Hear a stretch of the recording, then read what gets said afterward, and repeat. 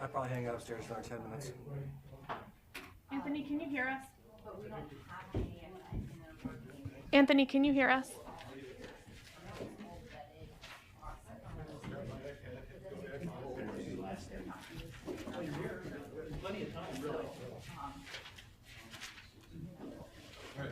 Thank you.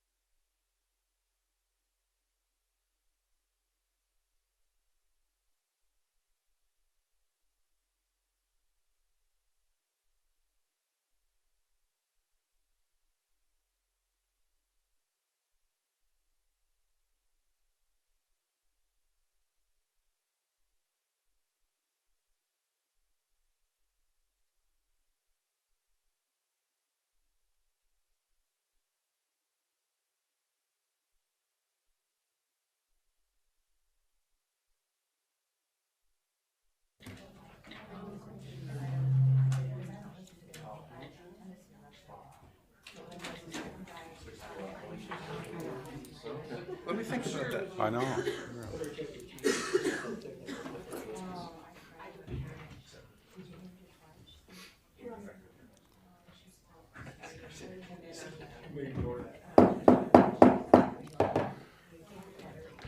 Seeing it's 6 p.m., I'd like to call the February 17th, 2021 regular meeting of the Kenai City Council order. And if you are able, would you please rise and join me in the Pledge of Allegiance? I pledge allegiance to the flag of the United States of America and to the republic for which it stands, one nation, under God, indivisible, with liberty and justice for all. Welcome, everybody. Appreciate you turning out this evening, both in person and on Zoom. Clerk, please call the roll. Mayor Gabriel, Here. Councilmember Askin, Here. Councilmember Glendenning, Here. Councilmember Nackstedt, Here. Council Vice Mayor Malloy, Here. Councilmember Petty, Here. Councilmember Winger, Here. Mayor Gabriel, you have a quorum. Thank you, Madam Clerk. Before we get to agenda approval, how many folks here are here to speak to ordinance number 3191, which is the grocery ordinance? And the reason I'm asking, it's last on the agenda, and maybe we could move that to the top of the list. Nodding of heads, I see several here. Okay, with that, we'll go to agenda approval. Vice Mayor Malloy. Thank you, Mayor Gabriel. So with that, then what I would do is move to amend the agenda as presented to move D10 to D1. Second, request unanimous consent. Thank you. Unanimous consent was requested. Is there any objection? And then I would move to approve the agenda as amended Very good. and request unanimous consent. Second. Thank you. That was seconded. Unanimous consent was requested. Is there any objection? Seeing none, the agenda is approved as amended. So essentially what that did for everybody listening and in person as well, we moved that ordinance D10, which is ordinance number 3191-2021 to the top of the agenda. So we don't have to torture you guys for an hour before we get to that. Point of order, Mayor. Yes, Yeah, Councilman the Brennan. lay down, that's with our, Oh, yes, sorry. Thank you, Councilman Glendenning. Yes. So I should have done this ahead of time. Council, we do have a lay down before that you should have in front of you with additional requested revisions to the agenda packet. Add item J1, food bag photos. This is requested by the city manager, Vice Mayor Malloy. Thank you, Mayor Gabriel. Move to amend the agenda in the packet as amended with the requested revisions to the agenda and packet listed by the mayor and request unanimous consent. Second. Moved and seconded. Unanimous consent was requested. Is there any objection? Seeing none, the agenda is approved as amended. That brings us under scheduled public comments. We have none this evening. Oh, sorry. I'm off tonight. Next up, we have the consent agenda. Councilmember Nackstedt. Thank you. I move to approve the consent agenda, request unanimous consent. I'll second that. Is there anybody from the body who would like to amend the consent agenda at this time? Seeing none, I'll ask the clerk to please read the consent agenda into the record. Thank you, Mayor Gabriel. Tonight on your consent agenda, you have approval of the regular minutes of January 20th, 2021, approval of the regular meeting minutes of February 3rd, 2021, approval of the bills provided to be ratified, approval of a special use permit to the State of Alaska Division of Forestry for apron parking, introduction of ordinance number 3192-2021, increasing estimated revenues and appropriations in the general fund, parks, recreation, and beautification department, and authorizing an increase to the multi-purpose facility management services purchase order to Redline Sports for additional ice maintenance services, with a public hearing on March 3rd, 2021. Introduction of ordinance number 3193-2021, accepting and appropriating an increase in the Title III grant from the State of Alaska Department of Health and Social Services for nutrition, transportation, and support services, and a grant from the United States Treasury passed through the State of Alaska Department of Health and Social Services to support the Kenai Center's response to the COVID-19 public health emergency, with a public hearing on March 3rd. An introduction of ordinance number 3194-2021, accepting and appropriating insurance proceeds for damage to well house number 1 in the Water and Sewer Capital Projects Fund, authorizing a budget transfer in the Water and Sewer Special Revenue Fund, Water Department, and appropriating the estimated residual amount needed to relocate the damaged facility to the Water and Sewer Complex on Shotgun Drive in the Water and Sewer Capital Project Funds, with a public hearing on March 3rd. And that is your consent agenda. Thank you, Madam Clerk. Is there anybody from the general public that would like to speak to any item that was on the consent agenda, which was just read into the record? Seeing none, unanimous consent was requested. Is there any objection? Seeing none, the consent agenda is approved. Under scheduled public comments, we have none this evening. So we're now on unscheduled public comments. Is there anybody from the general public that would like to address the council at this time on any item that is not on the agenda or consent agenda? Ms. Brown.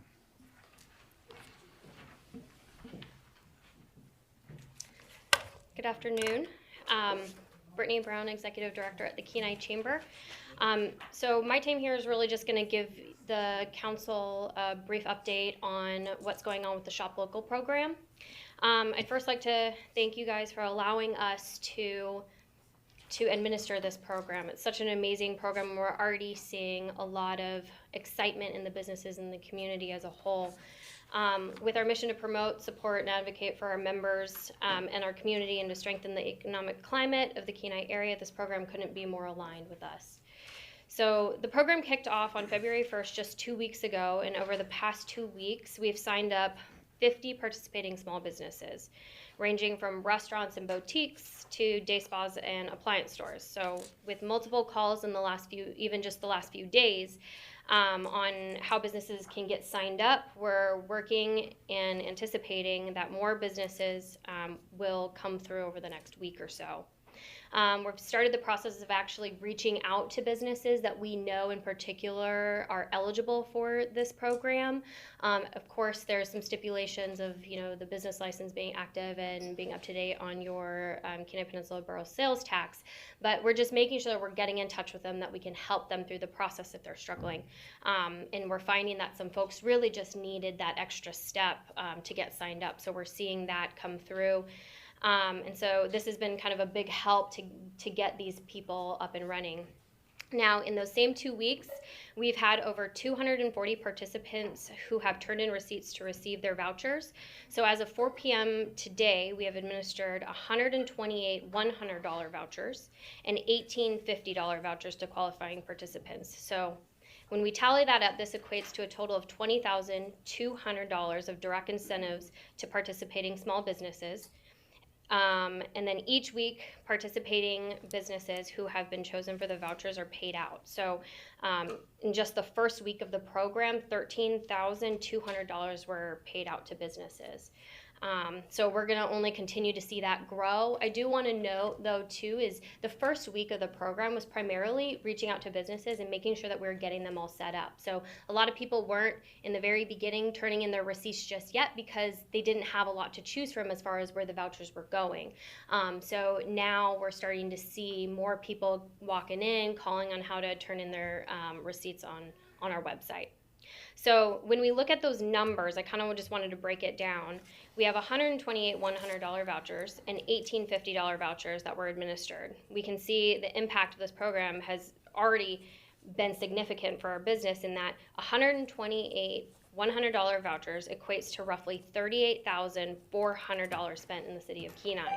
And then with 18 $50 vouchers, it's $2,700 spent in Kenai. So in just 2 weeks, not even full weeks, 2 weeks of it being up and running, it's $41,100 has been spent in our community.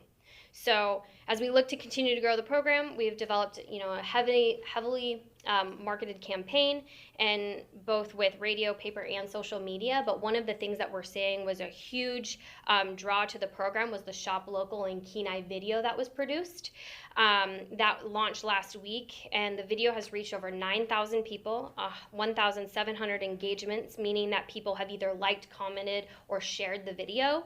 And then also over 300 people have directly clicked the link to go and view the rules and how to participate. So in less than 7 days, this campaign has already significantly reached so many people on the Kenai Peninsula, as well as Hope, Girdwood, and Anchorage. So with an average of roughly 30 to 60 participants coming in a day at this point just this week, we expect to see a significant boom start towards the end of this week and as we move into next week with the amount of money that's going to be spent as well as dispersed into the small businesses. So that's, unless there's any questions. Thank you, Ms. Brown. Any questions for Ms. Brown? Councilmember Glendenny? Yeah, just thank you for the rendition, and I was running the numbers in my head. I was $500 off, but that's discalculated versus yours, and I'll take yours any day. Yeah. But I have heard the discussions on the radio various times through the day, and it's very concise, precise, and inviting. That's the important thing. Your presentation, the program you're putting together is inviting. It's inviting the people in our area that traditionally shop here to come and shop, and we will recognize you and reward you. And by the way, you're helping our cash flow with tax dollars. Yeah. So that was just thank you so much. You're welcome. Thank you. Councilmember Winger? Yeah, I too just want to say thank you, Brittany, for all you guys are doing over there with the program. I just had one question on the voucher payouts with the businesses. So we're paying those out weekly. Is that regardless if the vouchers are being redeemed, or are we just tracking and paying, or do we pay those vouchers after they're redeemed to the business? Yes, so the vouchers are paid out weekly regardless of whether they've been used or not. And so we're working with the businesses to come up with a plan. Most of them are saying that they're going to give gift cards if the whole voucher isn't redeemed. So we're tracking it on our end of where that money goes, but we just want to make sure, absolutely make sure that that money gets into the business. So whether the consumer uses that voucher or not, that business will see that money. Great, thank you. Councilmember Nexted. That's okay. We're spread out. Right? Yeah. Thanks for the presentation, and I was really impressed with that Shop Local video. Clicked on it. I didn't know what to expect, and I was really impressed that we have the talent here in short order to produce something like that. It was well produced. I enjoyed that. The other thing I wanted to point out and that I like is your website at the chamber, that you have all of the businesses that are participating and you're updating them pretty regularly. And I've had a few questions. Well, who's signed up, who's there? And go to the chamber website, just Google it, it's there. And so that's worked well. It's also worked well with me because as I read through those names, it's like, oh yeah, there's that business over there, and there's this one over. Maybe I want to do that. That's right. And it's kind of like a reminder, a checklist, and I appreciate that. So I think you've been getting some use out of your website as well. Yeah. Thank you. Vice Mayor Malloy? Thank you, Mayor Gabriel. Yeah, I too really thought the video was awesome and think that you're all doing an outstanding job promoting this and appreciate it very much, and wanted to thank you too for taking my call the other morning to give me a few statistics update that I could share on Mr. Bannock's Sound Off program, and Mr. Bannock's here. I wanted to thank him for that and for helping us promote it, too. Really appreciate it. Thank you, Ms. Brown. Any other questions? Councilmember Glendenny? Yes. Just this whole experience with the COVID money and distributing money into our community and increasing the velocity of cash through our economy is a teachable moment for all of us. And the initial presentation, I believe Mr. Tunseth was here, and he alluded to the idea that there would be like a spreadsheet, okay, showing who participated, the amount of money, but also maybe folks that did not participate, and it would be an opportunity maybe to reach out and see if we could, help business plan or what's up, or how can we help you along in your situation within Kenai, and I know that's on your mind, and at the end of the day, you'll have something for us. Thank you. Any other questions of Ms. Brown? So, yeah, first of all, I want to thank you. I think you're doing a great job over there, and certainly appreciate the update. As this moves along, is your plan to come in and maybe update council again here in the near future and give us a progress report? Yes, absolutely. Okay, awesome. And I did have a question regarding, so you kind of covered the businesses and the folks, the consumers, but has there been a lot of questions about regarding qualifying purchases and, you know, I was just kind of wondering how that all works out, because I think for some folks, they might not understand what they can redeem and so forth, so. Yes, we get questions, you know, almost every hour. We get people calling. You know, we've gotten to the point where it's when people are asking or sending emails, you know, it's saying, hey, if you have any questions, just get in touch with us, because sometimes you have to break it down. And so we just tell them, you know, the discretionary purchases, we have a list of what's on there, but if anything else goes above and beyond that, we'll help them decipher. And then, you know, we always guide them back to the dictionary, you know, definition of what a non-discretionary and what a discretionary item is. And two, that just kind of then brings up the fact, okay, these are my necessities. What are the things that I, on a daily basis, need to actually budget for, anything over and beyond? And that's where we talk about recreational activities, recreational purchases. Those are the types of things. And then we help them break it down. And folks have just been super open to allowing us just have that conversation. You know, they'll bring their receipts, and we're seeing a lot of this come in as people are just bringing receipts and food's all over it. You know, you have 10 different receipts, sorry, there's not more. But they'll give their receipts, and we're just having to go through each item. And that's one of the things is like, oh, if I can't do this one, I'll turn in this one. Okay. So we're working with each of the businesses, calling them when they turn it in, let's get a receipt that works for this. And so we make sure that they're able to make it happen. Awesome.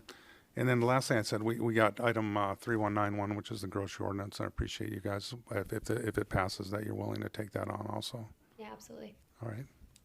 Vice Mayor Malloy. Thank you. Just another comment on the itemization part of it, because someone asked me, you know, if pet food was eligible when you bought it from a grocery store. And I said, I don't know, but submit it, you know, and then raise a legal challenge. Mm-hmm. So hopefully you're taking care of all that, you know. Paul's team does really great with helping me with those. So. Anybody guess who the attorney is up here? Yeah.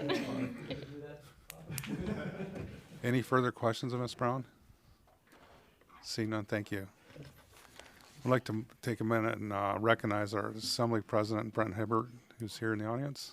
Thank you. Thanks for having me tonight. So, first of all, thank you for having me, and thank you for what you're doing to for the businesses and the residents of Kenai. This is it makes you feel needed. The businesses do, and I've heard from community members that enjoy this, and really this is a big help to them. So thank you very much for that, and doing a great job.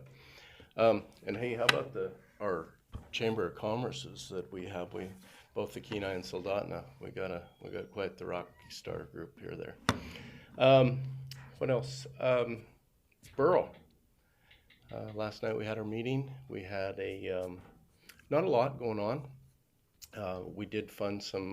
There was some COVID money that CES emergencies, Western Peninsula, Kachemak, and Nikiski had some funds there that wanted to add some help to their stations in that, and so we did approve that last night. That was probably the big thing. We had a vacation of a right-of-way that failed last night, and that's about all we had going on last night. So. I saw you had a resolution for abandoned vehicles, junk cars. Abandoned vehicles, yeah. Yes, we did. Yeah, sent a resolution off asking the governor to support it, to be removing abandoned vehicles on the state right-of-ways and that. So hopefully, we know that there was an account there, but it don't have any money in it to do that. So just hopefully. Yeah, I appreciate that. Yeah, that's my job number one. Yeah. that's and much there's a needed, lot. so. There's a lot of them out there, and they're all covered up with the snow. I'm sure up on the pass right now. Yeah, and it's something that, folks like you and us and, agencies that, are responsible for removing take a kind of a beating over, but, a lot of times it is a money issue, so I appreciate you guys recognizing that. Yeah, and if you didn't participate in the Chamber's meeting to luncheon today, and Tim Dillon's presentation was knocked it out of the park today. Interesting to see how much money that Cape Head helped get out to the businesses, and not too far behind what Anchorage did, and a whole lot more than any of the other communities that are our size or bigger. And so, looking forward to the new website that he put out today, and so I encourage you, if you didn't see it, get on the website and take a look at it. It's good. Very good. Thank you. Any questions of Assembly President Hibbert? Vice Mayor Moy? Not a question. Just wanted to thank you, President Hibbert, for contributing to funding KPEDD, because that investment was the amount of money they helped bring into the peninsula under CARES was just incredible. So, thank you for doing that, and the work they're doing. Like you said, the new program they're putting together and their comprehensive economic development strategy is really, really top notch. But so thank you. We funded. I talked with Tim about that today, and the borough funds $100,000 to Cape Head, and he is able to leverage $1 million with that $100,000 that we fund him. So it's a pretty good deal. Mm-hmm. So, yeah, there's a guy who likes his job for sure. Yeah. It shows. Yeah. Any other questions of Assembly President Hibbert? Okay. Well, Seeing none, thank you. all right. Appreciate Thanks it. for what you do. Appreciate it. Is there anybody else in the general public that'd like to address the council at this time on any item that is not on the agenda or consent agenda? Seeing none, we'll move to public hearings. So with our agenda change, we now have item D10 up first, which is ordinance number 3191, 2021, increasing estimated revenues and appropriations in the general fund to provide assistance to the Kenai residents impacted by COVID-19 public health emergency with the purchase of groceries and necessary household goods in Kenai, and award a professional services agreement to the Kenai Chamber of Commerce and Visitor Center for administration of the program. Pleasure of council. Councilmember Naxted. Thank you, Mayor Gabriel. I move to enact ordinance 3191-2021. I'd like to second that, please. Is there anybody from the general public that'd like to speak to ordinance number 3191-2021? Just come forward, state your name and address for the record. Ms. Way?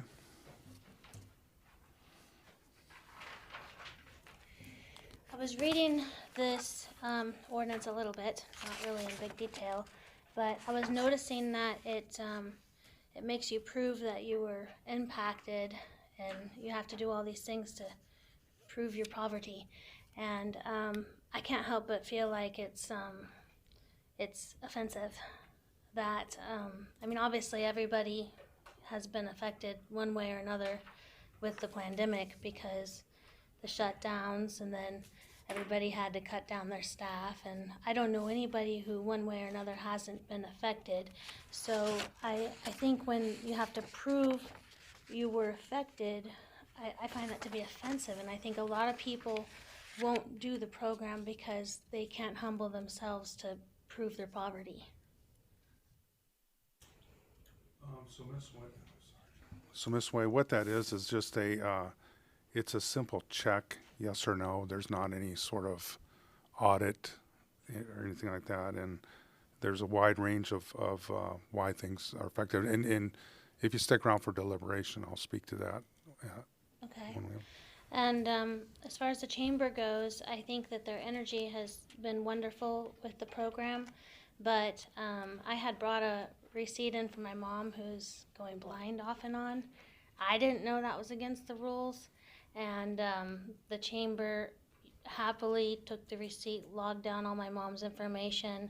They later on called my daughter at AK Wellness and Tanning, and said, "We think you're bringing in receipts," and they basically said that she was trying to get extra money in a non-legitimate way by bringing in receipts. They assumed that my daughter was me, and it was very offensive when they did that. And I think that a higher level of professionalism should be met there, because she has never ever been in the chamber building in her whole life. So I didn't appreciate the chamber, Miss Brittany over there, throwing out the accusation that my daughter was trying to be shady, because she's not. She's a honorably medically discharged veteran who is 100% integrity. So I think a little more professionalism on Brittany's part would be wonderful. And that's it. Any questions of Ms. Way? Seeing none, thank you. Is there anybody else from the general public that'd like to speak to ordinance number 3191-2021? Mr. Bannock. Good evening, Mr. Mayor, council members, administration. I am Dwayne Bannock. I live at 1908 Aliac in my beautiful city of Kenai, Alaska. Thank you for having this comment period tonight. Thanks for hearing me. It was just 4 weeks ago that I was here, and I've learned an awful lot in the last 4 weeks. Thank you for that. Mr. Mayor, thank you for introducing this ordinance. It strikes directly to the heart of my original concerns that I shared with you 4 weeks ago.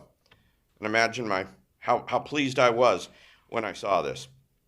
I'm here tonight to offer my support to this ordinance. There may be some questions, and I will stick around as you've recommended for some deliberation. There perhaps are some things that can make this just a little bit better. But if I may be so bold to ask for or point to a little bit of clarification in the documentation itself, not part of the ordinance. I'll speak to the ordinance in just a quick moment, but on your page 41 definitions, there are stores that are listed by name. At this point in my presentation, I will give you the disclaimer that part of my employment is related to a store that sells groceries, a business that is in Kenai that is not located here. That business is Kenai Chevron. My recommendation might be that in the section 1 of the ordinance itself, where it is defined, I'll quote, if I may, Mr. Mayor, to use at local retail establishments selling groceries, the borough uses some language in their sales tax ordinance that is specific to SNAP providers as the definition of who is responsible in the some of the time, some of the place, depending on what kind of food you buy, depending on what time of year it is, convoluted sales tax ordinance. The common denominator is a SNAP provider. I'm confident that under the way the ordinance is written today, a gallon of milk at, let's say, Tesoro To Go, a gallon of milk at Country Foods, or a gallon of milk at Maggie's would all apply. That's an assumption on my part, and perhaps in your deliberations you could address that. That's my only real concern to the entire deal. Thank you for the work that has gone into this. I think this makes the other program, I think this completes it. And in fact, based on the 1-to-1 match that this program has compared to the 50-to-1 program, I think this is actually even a better one. And so I say thank you for it and offer my wholehearted support to it. Thank you. Thank you, Mr. Bannock. Any questions of Mr. Bannock? Thank you. Seeing none, thank you. Is there anybody else in the general public that'd like to speak to ordinance number 3191-2021? If you would come up, give your name and address for the record. Good evening, Mr. Smith. Good evening. My name's Todd Smith. I live at 2405 Watergate Way in Kenai. Local Kenai resident, business owner. I just wanted to take a minute to come and thank the council and the administration and staff for all the work you have put in thus far dealing with the COVID relief money. I don't think there's ever going to be a perfect way to do what you guys are trying to do, what you folks are trying to do. It's just something inherently complicated about handing out free money, but we're in challenging times, and this money came to us, and I think the community worked together collaboratively to find areas where local relief could help cover gaps that state and federal relief didn't. And I think the results are pretty clear that the Kenai Peninsula has done a better job of taking care of those gaps than really anywhere else in the state. And I don't know where we stand nationally, but it's something that I paid fairly close attention to. And I mean, I know the city of Kenai had the first municipal, business relief program in the state. And I've heard several criticisms, over the last month or so, and I just felt like I should come tell you that from my perspective, I think y'all are doing a really good job. We can compare against Soldotna, Home, or Seward, but realistically, a lot of the programs are similar, and that's because everybody worked together. And I mean, you get on the Alaska Municipal League website right now, and you can see a list of, examples that other communities can use for relief efforts, and the city of Kenai is on almost a lot of them. And I don't think it's a grandstanding effort; it's a collaborative effort to help other Alaskans that are hurting. So. I will, speaking to the ordinance, I will say my business is participating in the Shop Local program. We've had several questions. We do a lot of different things, sell throughout the community. So there were a lot of specific questions, and all of our questions through both the chamber and the city have been answered. Everybody's been really easy to work with. So just wanted to thank everyone. Thank you, Mr. Smith. Is there any questions of Mr. Smith? Councilmember Petty. Mr. Smith, I want to thank you for being here and recognizing the hard work that Kenai City and administration and the Chamber has put together to make these an effective opportunity for our community members that have been caught in a gap.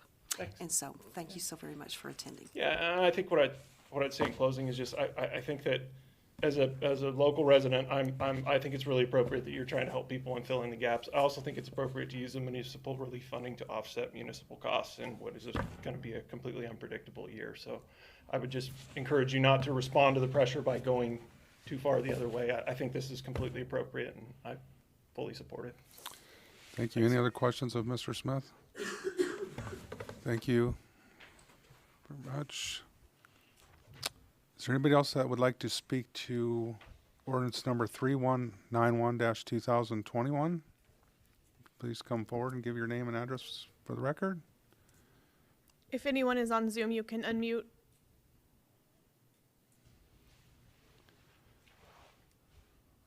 No. Okay, with that, we'll bring it back to council. There is a proposed amendment by legal in the packet. Anybody care to move that, Vice Mayor Malloy? Did you want to speak to it before we start? I think amendments? if we move it, I Okay. think we're just a little kind of housekeeping. I don't think there'll be any objection to it. So. Okay. Let me see if I find that then. Yeah. Okay, I think I found it. This is on page 48 of the packet. Move to amend section 2 of the ordinance to read that section 2, that the city manager is authorized to execute a professional service agreement with the Kenai Chamber of Commerce and Visitor Center, Inc. for administration of the program for a total cost not to exceed $15,000, including up to $5,000 to promote the program and up to $10,000 for program administrative support. Do you want me to continue and do it all as one motion? I think we can do it all as one motion. Okay. Yeah.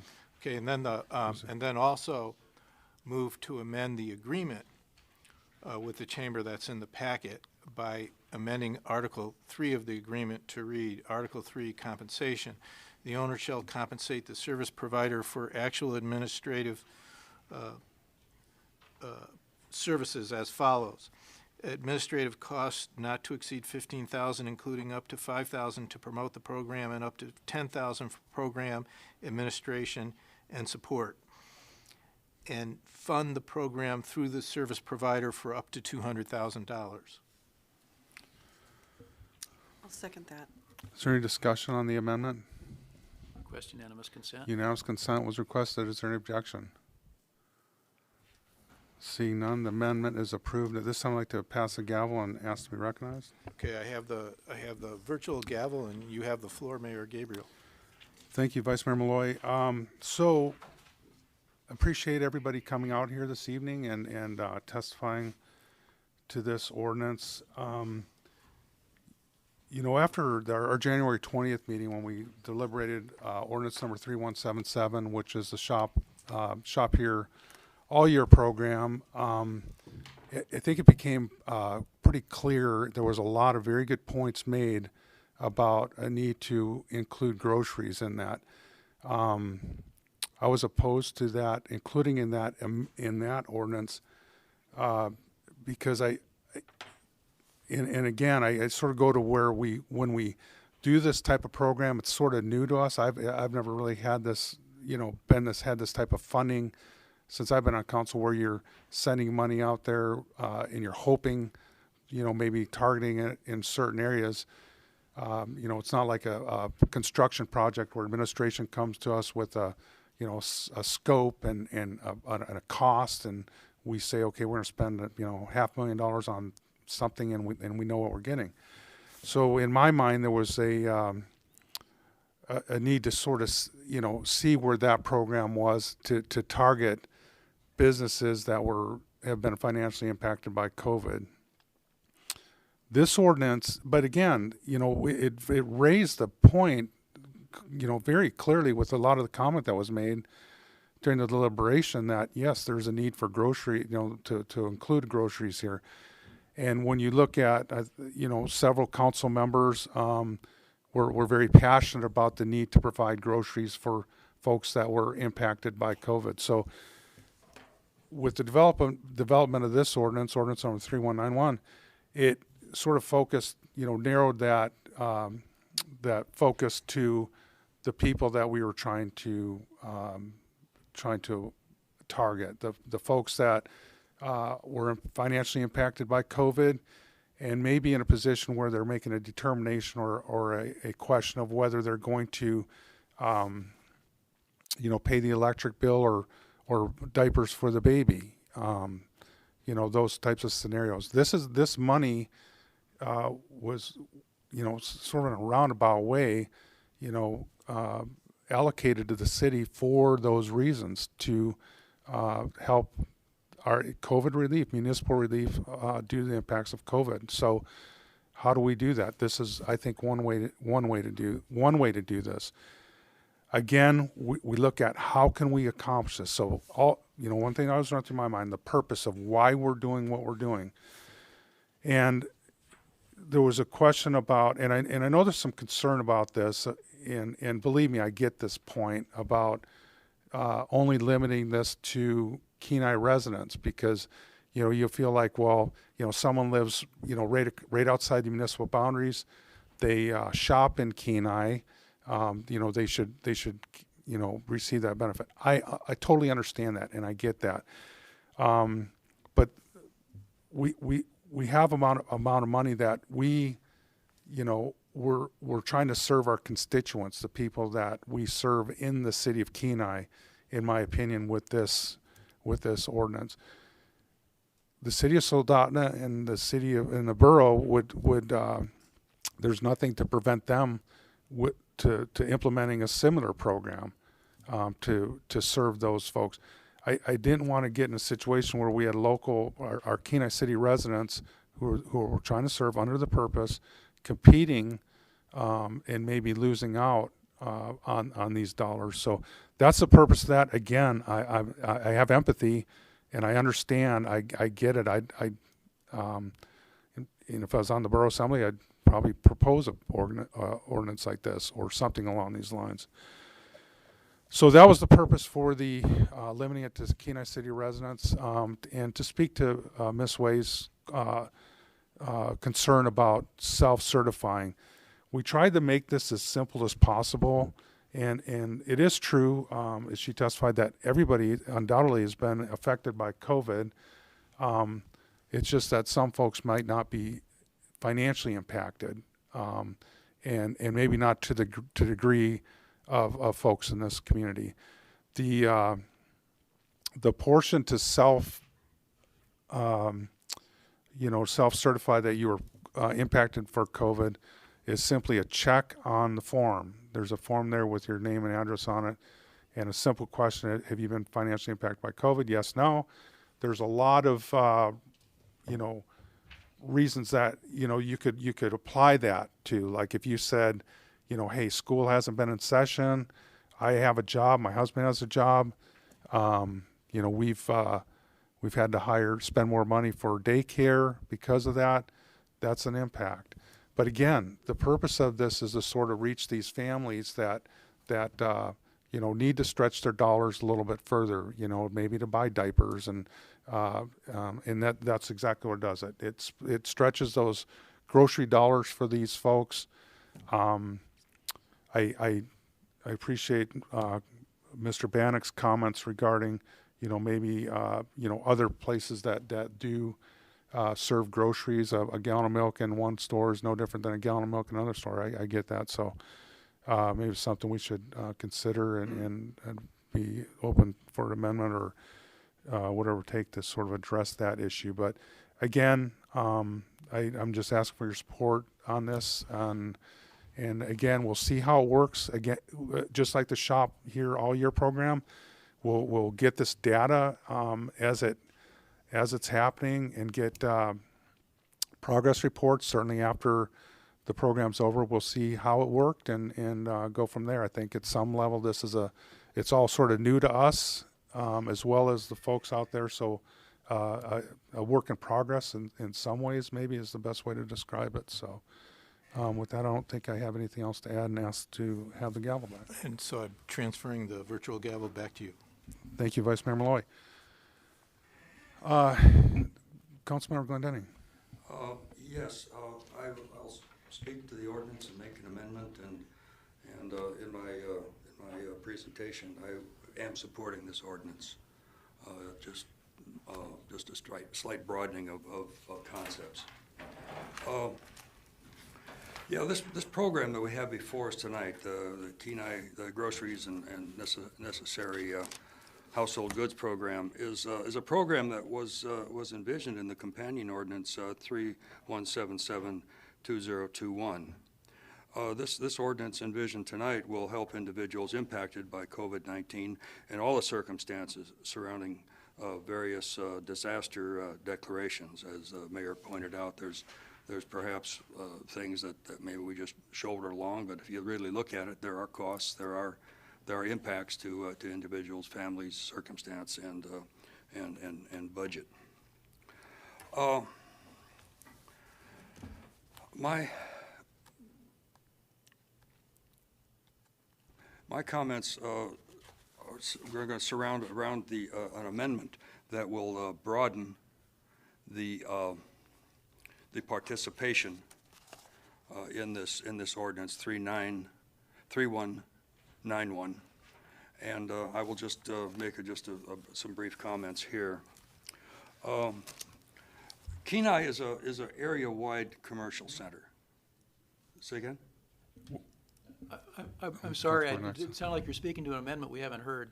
I was just asking the mayor. Yeah, I think he's just going to make some preface. I was going to preface the amendment by. For the amendment I'm going to make, and you'll see my reasoning why I'm doing it, rather than launch into down the rabbit hole. The thrust behind my amendment to broaden the inclusion is that Kenai is an area-wide commercial center, and that's stated on page 26 of our comprehensive plan. The companion ordinance 3177 talks about contributions to the local economy, and I'll refer to a whereas the success of the city is dependent upon the success of the local economy and its businesses, and a program to reward local shopping, promote Kenai businesses, and continue communities' recovery from the COVID-19 public health emergency is in the best interest of the city and its inhabitants, residents. I just in trying to broaden the concept of the groceries and necessary household goods program, I'm going to say that area residents are contributors to our economy, to our social situation. They're chamber members. They have library privilege. They use the animal shelters and parks. They can serve on commissions and committees. They contribute time and materials to city events, perhaps like the Pumpkin Festival. From our own programs here within the city, we have Meals on Wheels that go to Nikiski and Kasilov. They are part of our community.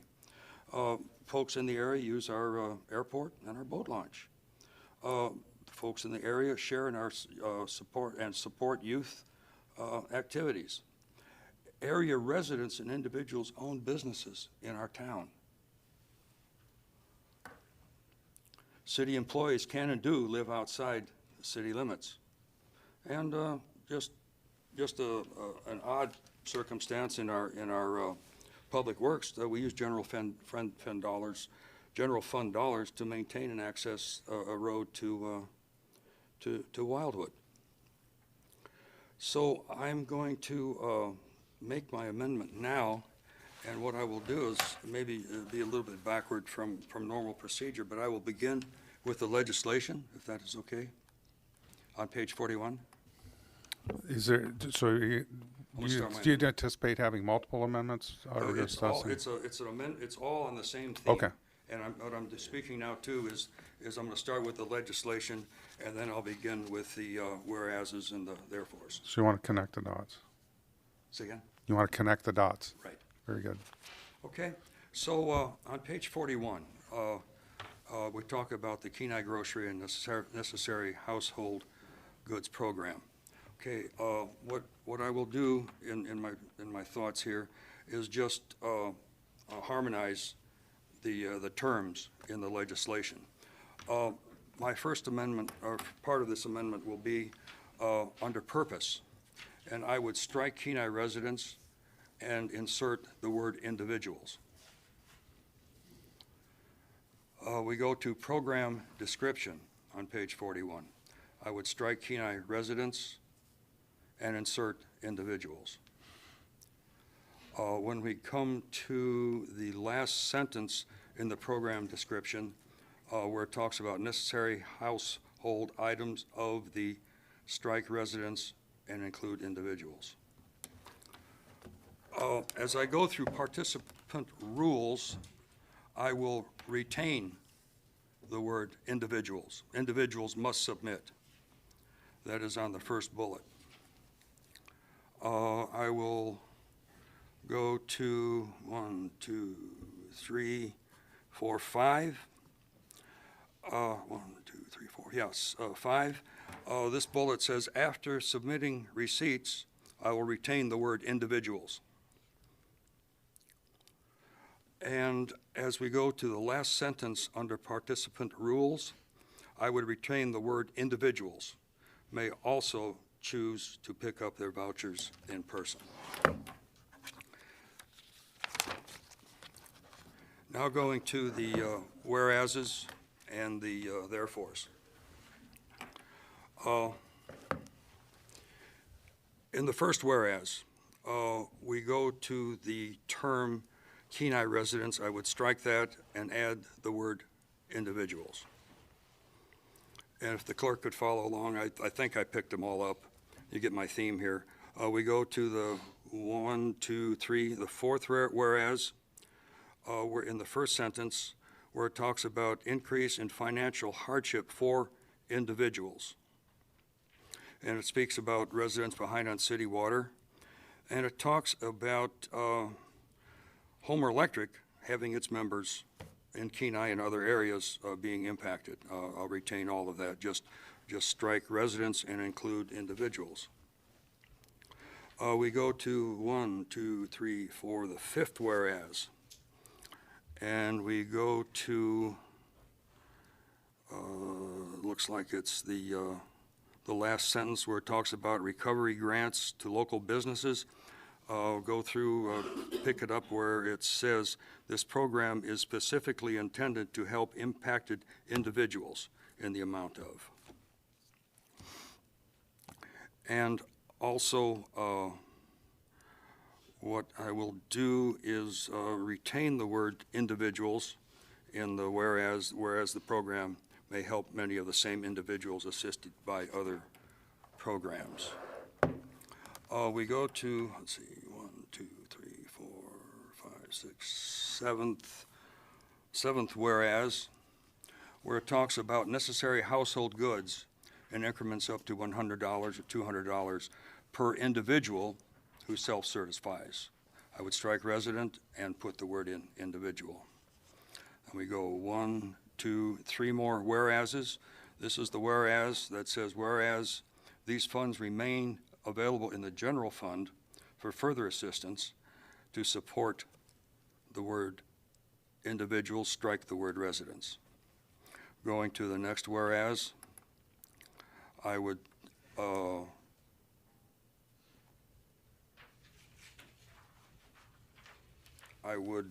add the word individuals behind, I'll pick up within the sentence, for direct assistance to businesses, profits, individuals, and Kenai residents.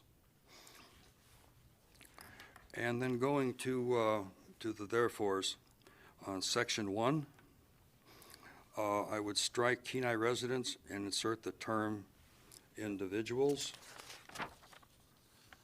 And that ends my amendment. Thank you, Councilmember Glendenning. Is there a second to the amendment?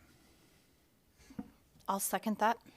Very good. Discussion, deliberation on the amendment? You want to?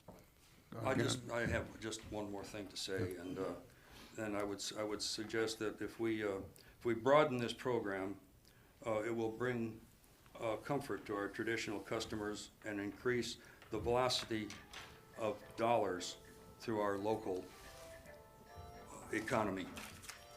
And again, I refer to the companion Ordinance 3177 and go to whereas number 2, it talks about local businesses are the lifeblood of the Kenai economy, providing jobs and sales taxes used to provide essential services like public safety, street maintenance, parks and rec, senior services, etc.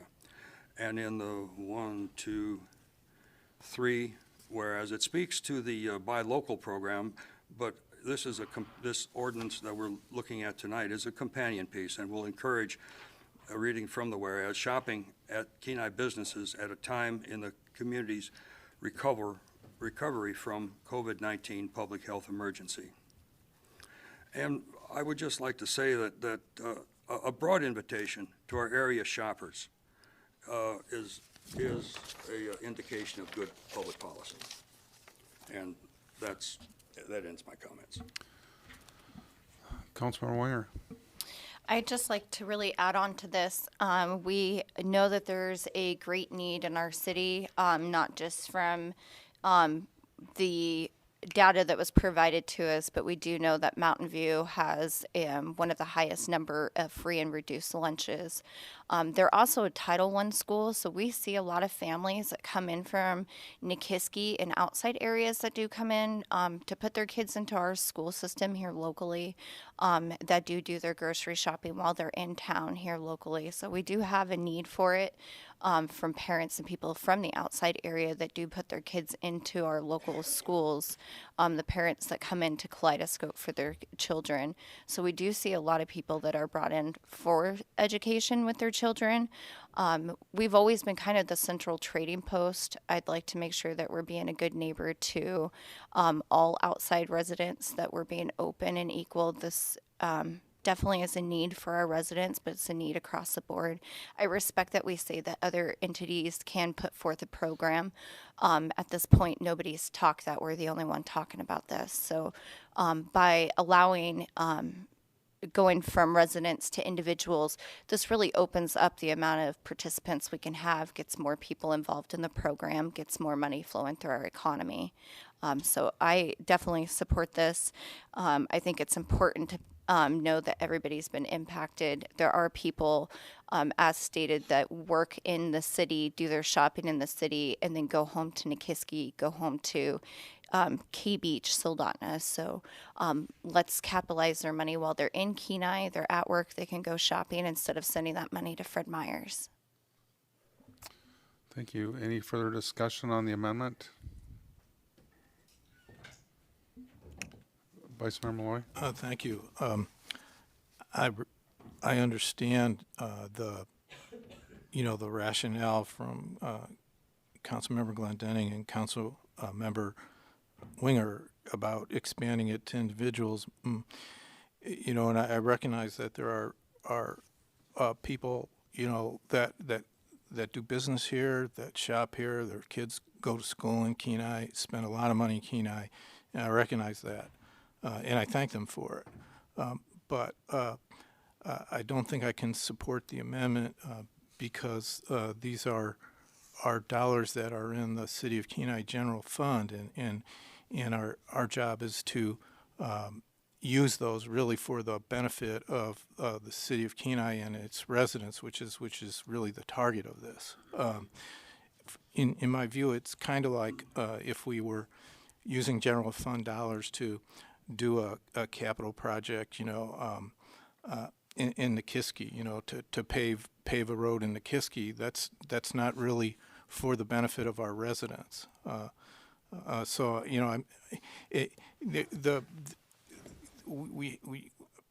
I see the public purpose for and the need for the groceries program to fill that gap for residents impacted by the COVID-19 situation, and to digress a little bit to the main part, I don't see the self-certification bar as really being anything substantial at all. I mean, it could be as much as, my family's been impacted because we've had to spend a lot of money on masks and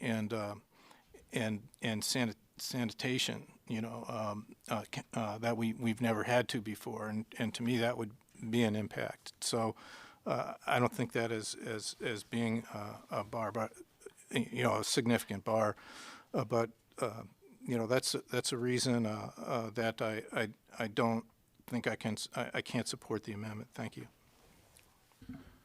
Councilmember Naxton. Kind of working backwards on the self-certification thing. I think that's consistent with other programs we've had with the two business ones and the nonprofits. There was a little box that you checked that you'd been impacted. That's really all it was. It required no proof or anything like that. So it's consistent with what we've been doing for the last 9 months.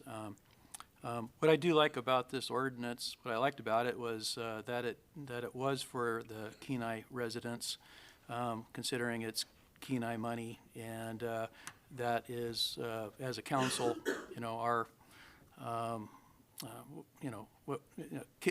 Kenai businesses and Kenai individuals, and so I fully supported it because of that reason. And but I do have a question regarding the amendments, if I could, perhaps through Mr.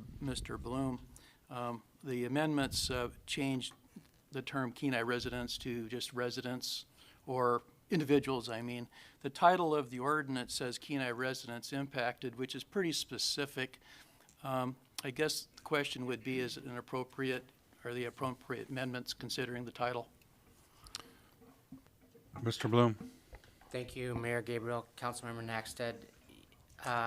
So I would suggest that the title also be amended, but I think that as far as what you're getting at, the requirement for us to provide notice to the public of city business, I think it is a significant change, but I think we've provided enough notice to residents that we're going to be discussing this issue tonight, and it's not materially different enough that it would need to be re-advertised and postponed to a different date. Councilmember Glendenning.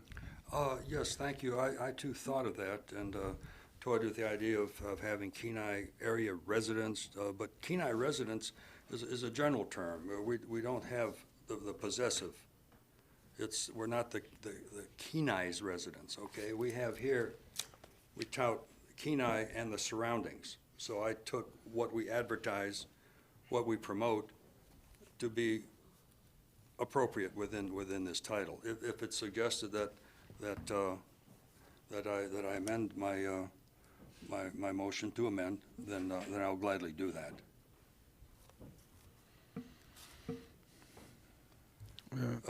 Say again the verbiage, if you would. Mr. Bloom? Thank you, Mayor Gabriel, Councilmember Glendenning. So I think consistent with the rest of the amendments, you would replace Kenai residents with individuals. I don't think it's limited to any area residents based on the language provided. I think anybody that certifies they've been impacted can come into the city. Is that the intent, Councilmember Glendenning? Yes, yeah, we potentially could have people from Wasilla and Anchorage coming down, and perhaps, yeah, your point's well taken. So, may I amend my amendment? Yes. Thank you, Mayor Gabriel. I propose my amendment in the title of Ordinance 31912021, where it talks about within the title to provide assistance to, strike the words Kenai residents and insert the word individuals impacted by COVID-19 on and on. Have a second. Is there a second? I'll second that. Okay, very well. Let's talk about the amendment to the amendment. Vice Mayor Malloy. So I guess to be more crystal clear, we're not the borough and we're not the city of Soldotna, and I think it's a bad precedent for us to spend general fund dollars in the way that this amendment would happen, would have us do. And again, I think that spending the general fund dollars for this program for Kenai residents is totally appropriate, and I support it. I support that. Thank you. Any other discussion on the amendment to the amendment? Councilmember Glendenning. Yeah, just a thought. We've had the companion ordinance 3177-2021. We've taken monies and put into the food bank, which is an area-wide enterprise. We have this companion ordinance where we encourage shopping in Kenai. All these are actual general fund monies. We didn't differentiate it out. I did not see a fiscal note for any of these. So the understanding that I have is we're talking now with general fund monies, and it's general fund monies for good reasons, and I understand that.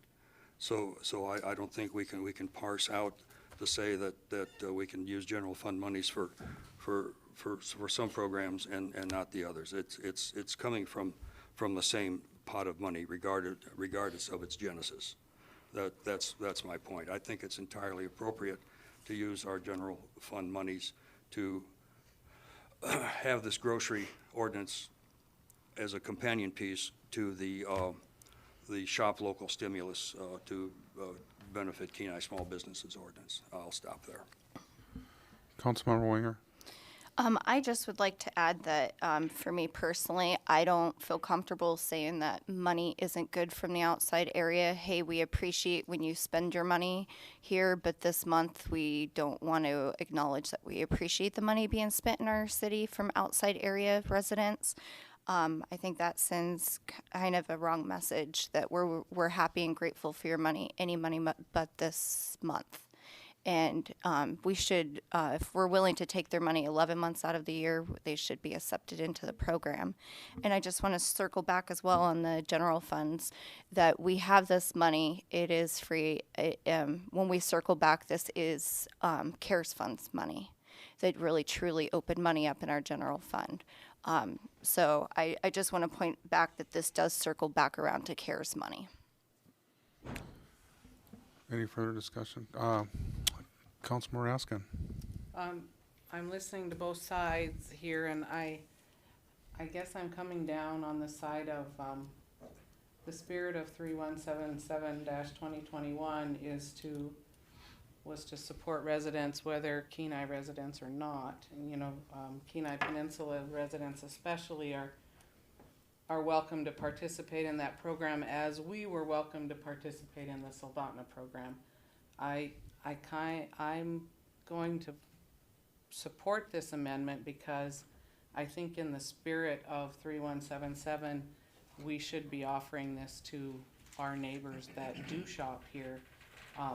I worked in the Nikiski area for a long time, and there are a lot of families there whose post office box is here. Their address is in Kenai, and they consider Kenai their base. They just happen to be outside of the limit. So I would like to think that if Soldotna was to offer a grocery program like Kenai is doing, I mean, we're kind of out in front on this, I would think they would open it also to us to shop there. Thank you. Any further discussion on the amendment to the amendment? I would just reference my previous comments and then just go on to say that, you know, again, you know, I'm empathetic. I get where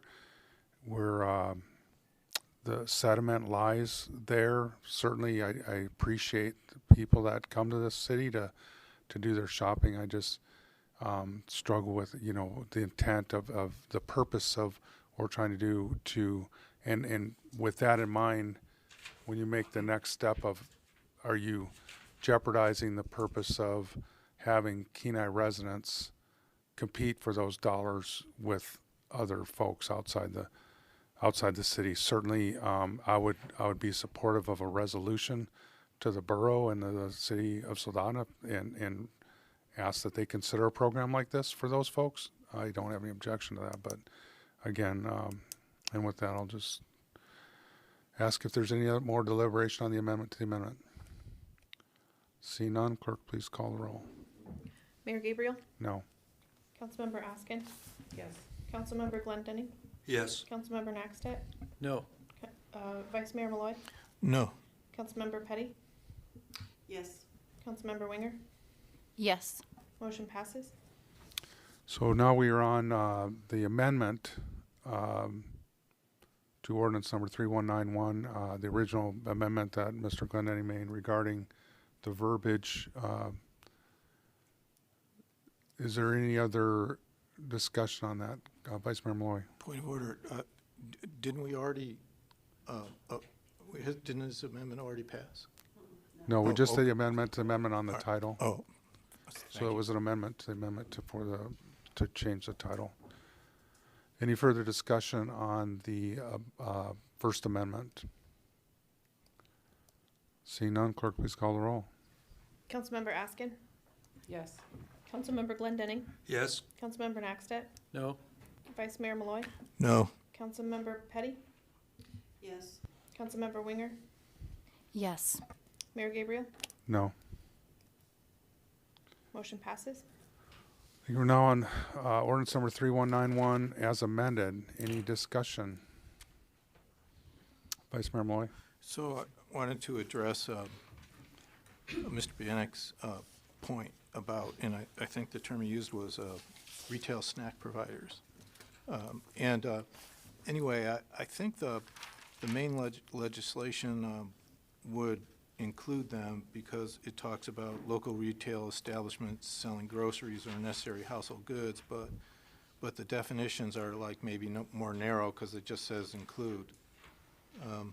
So maybe we could amend the definitions. This would be on page 41. On definitions, it would move to amend it to the first sentence to say, stores selling grocery and necessary household items include Kenai Walmart, Kenai Safeway, IGA, Three Bears, Maggie's General Store, and retail snack providers. Is there a second? I'll second that. I guess I would just defer to Mr. Bloom. So take a deep breath back there. So, Thank you, Mayor Gabriel. I don't, I think the amendment is fine, and if you want to include SNAP providers in your definitions, I think that would be okay. I mean, anybody who accepts, those coupons could participate. I don't think that the language as is exclusive, it's inclusive. Here's a list. It's not an exclusive list, there's others. SNAP I did look at when Mayor Gabriel asked me to help draft this. I did talk to the finance director at the borough too, about how they defined, the prepared and non-prepared foods. They don't actually use a SNAP definition. It's undergone a lot of changes and been tweaked a lot.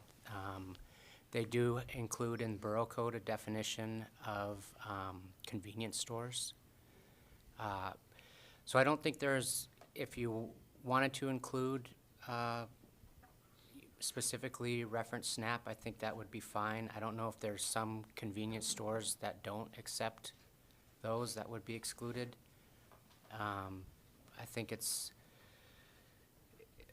not an unreasonable amendment. I just wanted to I want to be clear that we're not using SNAP as a definition. So if there was, I don't know, if, like, for example, it wouldn't matter because it's specifically called out, but I don't know if Maggie's General Store accepts those coupons or not. Vice Mayor Malloy. So, I guess we're looking for a little guidance here whether the amendment's even necessary. Because, see, like, when I was looking at the main legislation, I think it's broader than the definition, but the definition just says include. And I was trying to get convenience stores, that sell groceries. But if you think we don't need to amend the definition and it's already included in the scope of the ordinance, then I would just withdraw the motion. That would be the easiest thing to do. Mr. Bloom. Thank you. Mayor Gabriel, Councilmember Malloy. I don't mind if, I think legally, and not just legally, but practically, it's fine to include convenience stores in there if you want. This, when Mayor Gabriel asked me to help him write this, there's a whole lot of rabbit trails that people could go down as far as defining groceries, defining what's a necessary household good or not. We're talking about $200,000 and the chamber's budget of $10,000 to administer this. So I think we have to go into this with a little bit of the attitude of just leniency as far as what we include, not picking through receipts. Oh, that was gum. We're not going to include that 50 cents. I just don't think that we can administer that type of program. So I think it's fine if somebody, and probably part of the intent of the program, that if somebody buys milk at a gas station convenience store, we'll go ahead and, the chamber would accept that. But I think if you drill down too far into what qualifies and what doesn't qualify, it's going to take us months to develop this program, as it's taken the borough a long time, and the federal government is always issuing interpretations with its SNAP program, and I think we want to just stay away from that and be as broad and lenient as possible in this program. So, Vice Mayor Malloy. So let me cut to the chase then. Because there's no intent to make it anything more complicated. And if they're already included and they're going to be dealt with, then I would just withdraw the motion. So are they, it sounds like from what you're saying that the motion's not needed. Mr. Bloom. I don't think it's needed as long as council's intent is that convenience stores that sell milk and other groceries would be included, and the chamber who's administering that program understands that. I don't think it's harmful either if you'd like to amend it to include convenience stores.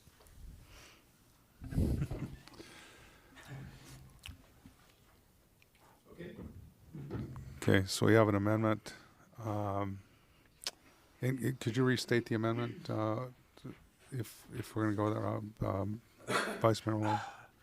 So it was, I used the term, at the first sentence, it was Maggie's General Store and SNAP providers. Retail SNAP providers is what it was. But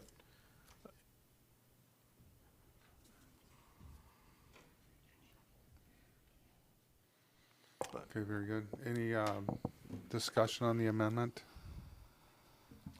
Councilmember Glendenning? Just one thing, just perhaps these people who are the businesses that are going to be included in this ordinance, would it be appropriate for them to have like a rack card or a little poster on the door or whatnot saying, we are included in the Kenai Grocery and Necessary Household Goods Program, and it'd be just a little tip off to their customers that they can take their receipts and apply through the, just a thought, just an encouragement to help Mr. Malloy's amendment to come to fruition. Thank you. Councilmember Winger? Yes, I would support this if it said grocery stores or convenience stores. I don't support it saying SNAP. It brings some concern to me. When you're given your food stamps, you're not supposed to get cash value back for it. So literally, we're giving government food stamp money. Somebody can use their food stamps, buy $200 in groceries, and then we're going to give another $200 voucher from the city. So ultimately, that $400 is all coming from the government. It's not coming out of somebody's pocket. I understand that people are tight and they might not have the money, but it leaves me some, I guess, and this might be a question for Scott Bloom, can we legally allow somebody to use their SNAP benefits that are from the government that aren't supposed to have a cash value? They're not supposed to trade those. There's a lot of requirements with SNAP. So if we allow them to use this government money and then we give them more government, it's not actually pulling money from pockets and boosting the economy. So I definitely have some concerns about calling it a SNAP or EBT program or anything under that sort. I would be comfortable calling it convenience stores. It sounds like this isn't really an issue, that milk is milk and it would be allowable. But what I'm concerned about, are we wanting to make people spend money out of their pocket to help that money go further? Or do we want people to keep the money in their pocket and spend their SNAP benefits that they're given, and then we're going to match it with more government money? So I don't feel comfortable with that language, and that does bring some concern. Maybe Mr. Bloom can speak to that. I don't want to get into a point where we're giving like a cash value back on their SNAP benefits when that is clearly not something you're allowed to do in that program. Vice Mayor Malloy? So, I don't have any problem with amending, the language to be convenience store instead of SNAP provider if the second would agree with that. It's we hear the concurrence of the second. So very good. So now the new amendment on the floor is to replace SNAP with convenience stores. Yes. Okay, very good. Does everybody understand that? Any further discussion on the proposed amendment? Mayor Gabriel, sorry. Yes, Before Mr. Bloom. vote on it, I just want to clarify, I did misspeak earlier. The borough doesn't use SNAP as a definition for prepared or non-prepared foods, but the borough does, on its seasonal sales tax exemption, state that sales tax is prohibited on sales of non-prepared food items sold by sellers authorized to participate in the federal food stamp program. So it is still in there, and I did misspeak and just wanted to correct that. But Okay. I do think that the change from those specific sellers to convenience stores is appropriate. Ms. Brown did ask me if we could be as specific as possible, just so that when they administer the program, they know what our qualifying business is. But I think we as administration can probably provide the chamber a list of the stores, and we'll do that work on our end. Okay, very good. Thank you, Mr. Bloom. Any further discussion on the amendment? Seeing none, clerk, please call the roll. Councilmember Glendenning. Yes. Councilmember Naxtat. Yes. Vice Mayor Malloy. Yes. Councilmember Petty. Yes. Councilmember Winger. Yes. Mayor Gabriel. Yes. Councilmember Askin? Yes. Motion passes. Council, we now have 3191-2021 as amended before us. Is there any further discussion? Councilmember Winger. Yeah, I'd like to make a motion to amend. I'd like to amend the budget of this program to 335 plus the 15,000 administration fee for a total of 350,000. I'll second. Any discussion on the amendment? Councilmember Winger. I would really like to take this opportunity. This is something that was definitely part of the shopping program that we passed. This definitely goes hand in hand. I'd like to see the programs run a little more coherently, kind of where they're equal. I think when we get two programs running with two very different sets, it could get a little confusing. So my goal is to align this better with the other Shop Local program, as well as including increasing the funds will definitely give more people the ability to participate in this program. So the outreach will be a lot greater. It'll definitely create more revenue in our city that we'll see tax revenue from. We do know there's a need. We fund and support the food bank for our local area. We have students that are some of the highest on the free and reduced lunches in our area. We know that there's a great impact and need for this. So I would like to allocate a little more money to this program and to help people achieve food security within our community. Any further discussion on the amendment? Vice Mayor Malloy. Just that the increase in the program dollar amounts does not, the way I understand it, doesn't include any increase in the administrative cost, because the administrative cost right now is 15,000 with up to 5,000 to promote the program. So I was just asking the maker of the motion if I understood the motion correctly. Yes, I did not increase the administration just because these are the numbers that were set by council. In the other program that was allocated to 335,000, we are able to manage that program within that 15,000. My understanding is we had a good faith on the other program where if it went over, we would be able to kind of adjust and work with that. So I'm hoping that we would be able to go through on a good faith effort to adjust and work if there's any additional administration costs. But we did allocate 15,000 for 335,000 in the other program, and that is why I kept it at the same expense. I guess a question for Mr. Ostrander. Would you anticipate a change in fee from the chamber? Mayor Gabriel, I'd have to speak to the chamber to see if there would be. I haven't discussed an increase in the program amount, so I'd have to speak to them to know if if they would anticipate a change.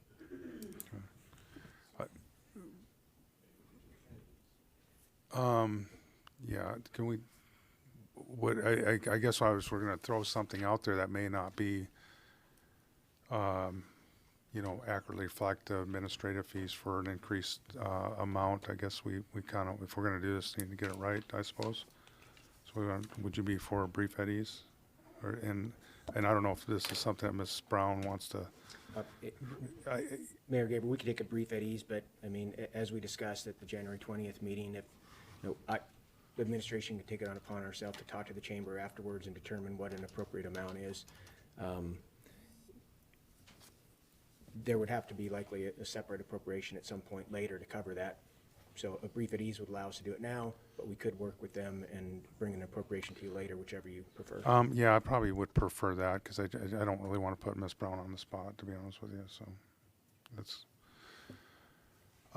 Any further discussion on the amendment to increase the cost of the program by 135,000?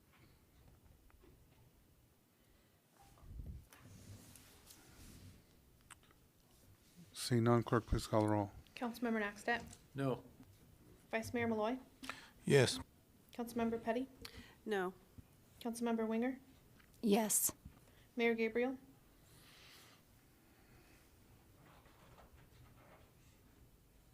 No. Councilmember Askin? No. Councilmember Glendenning? Yes. Motion fails. Council, we now have before us 3191 as amended. Any further discussion? Councilmember Winger. Yes, I'd like to make a motion to amend in the participating rules. I would like for it to exclude SNAP and WIC benefits.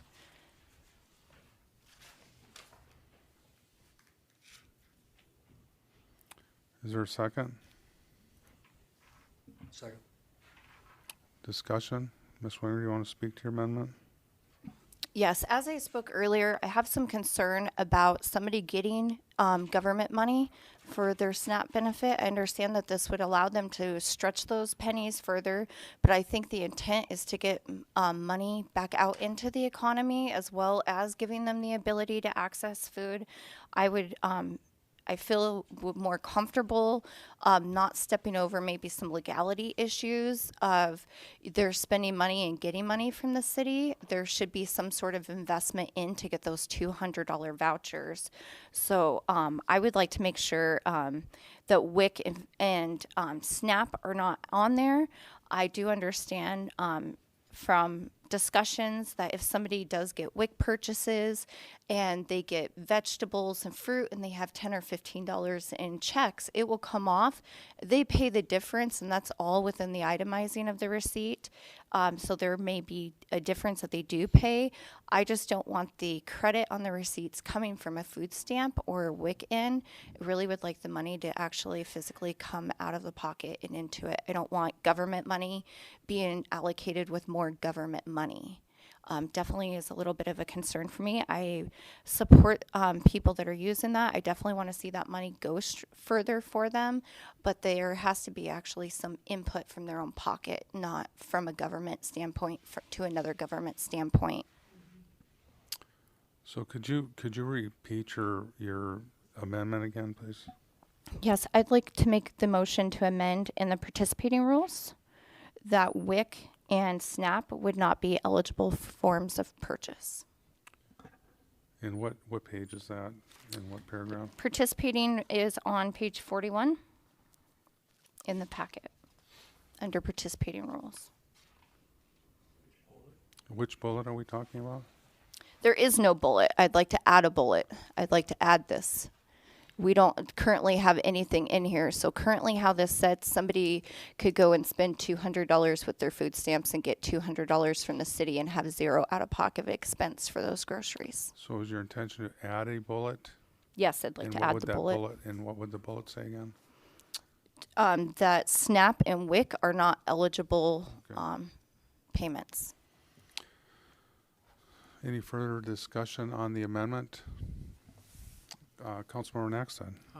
Yeah, I don't have any concerns with the amendment. Just a question, I guess, generally is receipts are brought in. Would it be obvious that how the purchase was made on a receipt received by the chamber to be able to enforce that? Mr. Ostrander. Thank you, Mayor Gabriel. Councilmember Naxted, I honestly don't know the answer to that question. I don't know if you can differentiate between the two or not.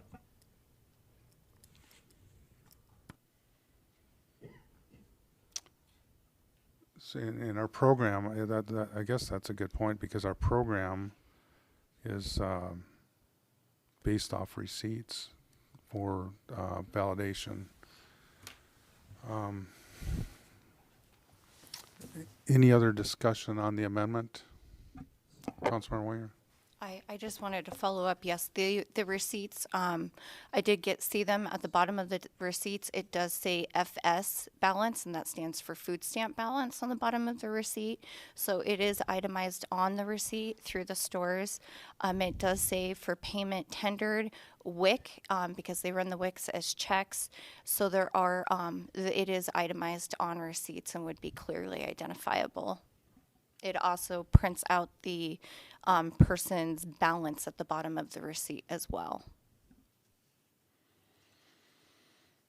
Any further discussion on the amendment?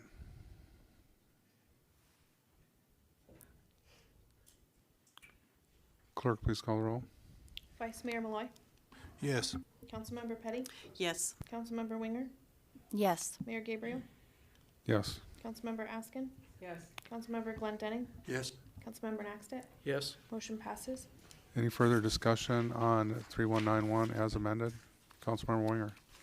Yes, I'd like to make a motion to amend. In the participating roles, I'd like to add a bullet that says tobacco and liquor are not eligible purchases. And, yes.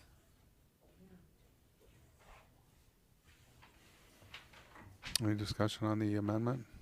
Do we have a second? Oh, missed sorry, that. second. Thanks. I'm sorry, I thought I heard that. Any discussion?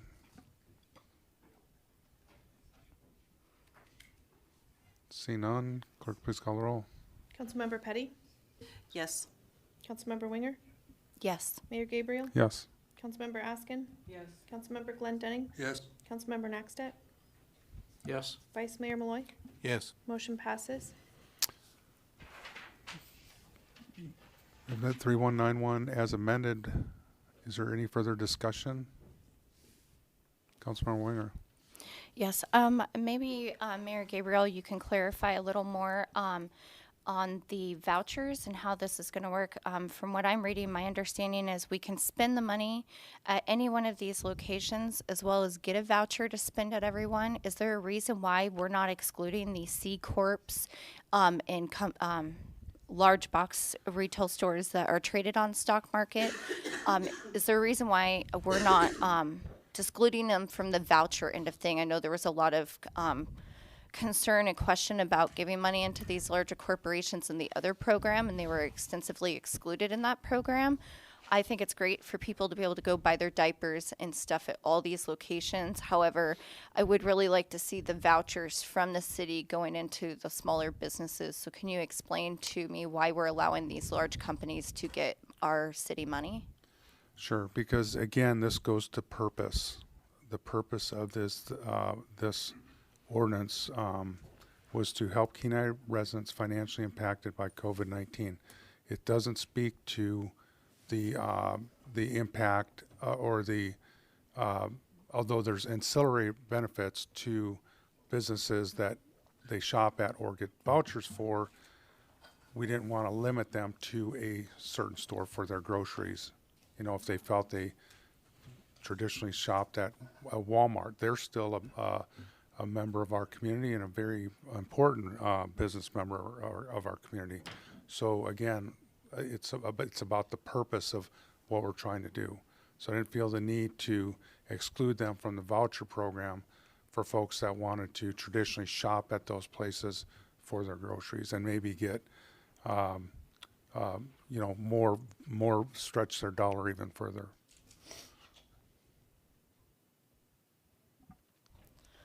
All right, thank you for that. I'd like to make a motion to amend, where the vouchers will be, only allowed at the, IG, Three Bears, Maggie's General Store, any that are considered not a C corporation or traded on the U.S. Stock Exchange, as we have running coherently with the other program. I think it's great that people can go buy their groceries and stuff at those locations. However, for the money that we're giving back, I would like to see it pinpointed down to a little bit more of the smaller local business. So I would like to make an amend that the vouchers are for the participating small business. Is there a second?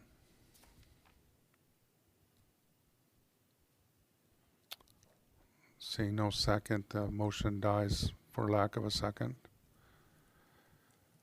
Any further discussion on ordinance number 3191 as amended? Mayor Gabriel, just Yes. if council's done, I just, for the record, I do want to make sure that council's aware when they're stating there is a legal limitation on using general funds for a public purpose, and we internally discussed, you know, whether spending general fund money for non-residents to buy groceries did meet that public purpose. And I think it does, in the sense that the secondary effect helps Kenai businesses. So even when non-residents are are giving vouchers, they're using those vouchers exclusively in Kenai businesses. And I think that serves the public purpose limitation for our general fund spending. And I just want to put that out there in case the program was challenged, that council's aware of that prior to voting. Thank you for that opinion. I appreciate that, Mr. Bloom, as always. Any other discussion on ordinance number 3191 as amended? And before we vote, I would just like to recognize the work administration and did on this. As certainly collaborative, and I appreciate administration. I mean, they were out ahead of this, and certainly deserve the credit that that I think this will, bring to our community. So with that, I'd like to again thank, as always, the work they do for us, and particularly for me on this ordinance. Any other discussion, Councilmember Winger? Yes, thank you. I just had one other question. Are these businesses that we've identified by name, are they going to have to apply to be part of this program? Are they going to automatically be enrolled in this program? What would be the process for them? Are we just automatically including? Is there going to be the application process? Well, that would be probably a question of administration, because the vouchers, I understand, are issued to the business. So, Mr. Ostrander? Yeah, thank you, Mayor Gabriel, Councilmember Winger. As far as, it would be similar to the Shop Local program, in that the receipts could come from any store that sells groceries within the city of Kenai. The participating, or the grocery store that wants to participate on the voucher end would have to actually apply with the chamber to be a participating business. Great, thank you. Any further discussion on 3191 as amended? Seeing none, clerk, please call the roll. Councilmember Winger, Yes. Mayor Gabriel, Yes. Councilmember Askin, Yes. Councilmember Glendenning, Yes. Councilmember Naxtet, Yes? Vice Mayor Malloy, Yes. Councilmember Petty. Yes. Motion passes. Thank you, council, and thank you, everybody that showed up here to listen to that and speak to that. How are we doing, council? Are we in need of a break, or soldier on? Let's take a 10-minute at ease, please.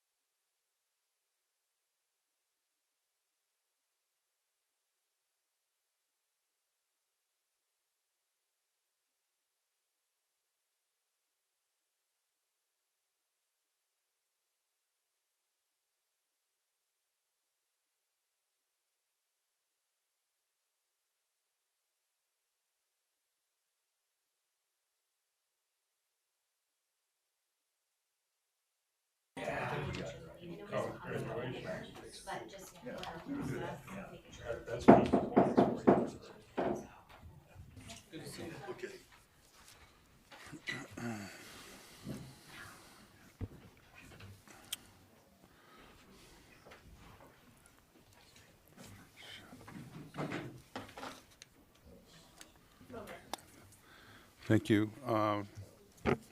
Council, we're now on the new item D2, ordinance number 3182-2021, increasing estimated revenues and appropriations in the Airport Special Revenue Fund for the 2021 Airport Sand Screening Project. Pleasure, Council. Councilmember Naxted. Thank you, Mayor Gabriel. I move to enact ordinance 3182-2021. Second. Is there anybody from the general public that'd like to speak to ordinance number 3182-2021? Seeing none, we'll bring it back to council. Councilmember Askin. Oh, sorry. Okay. Any discussion on ordinance number 3182-2021? Councilmember Glendinning. Yeah, I know in the past we've had discussions about the quantity and quality and the protection of the sand, and it seems like, I don't know, maybe something that on the surface wouldn't be that important, but it is actually vital to the safety and operations of our airport. And recalling previous conversations when I was even liaison to the Airport Commission, I wholeheartedly support this. And let's see, who brought it? Mary and Paul brought it, and I thank them for that. Thank you. I guess I'll note that. Councilmember Winger. Yes, I'd just like to again say the same thing as Mr. Glendinning said. I think this is a great way of looking at some cost saving, and I definitely support this going through and thank administration for bringing this forth. Any further discussion? Seeing none, clerk, please call the roll. Mayor Gabriel? Yes. Councilmember Askin? Yes. Councilmember Glendinning? Yes. Councilmember Naxtet? Yes. Vice Mayor Malloy? Yes. Councilmember Petty? Yes. Councilmember Winger? Yes. Motion passes. Thank you. Council, we're on ordinance number 3183-2021, increasing estimated revenues and appropriations in the general fund, police department, and accepting a grant from the U.S. Department of Transportation passed through the State of Alaska Department of Transportation and Public Facilities for traffic enforcement overtime expenditures. Pleasure, Council. Councilmember Askin. I move that we approve ordinance number 3183-2021 and ask for unanimous consent. Second. Actually, since this is an ordinance, we have to vote resolution, but resolutions we can ask. Believe me, I think everybody that's new has made that mistake. I'm guilty, so. So it's been moved and seconded. Is there anybody from the general public that would like to speak to ordinance number 3183-2021? Councilmember Winger. I would just like to, I know Chief Ross is here, so I would just like to thank them for all their hard work and keeping our city safe and all the extra efforts they do, from pulling vehicles out of snow berms to pushing them up to clearing the roadways from moose being hit, to dealing with drunk people on the side of the road. So I just can't thank them enough for their efforts and all they do in our city, and I'll be supporting this.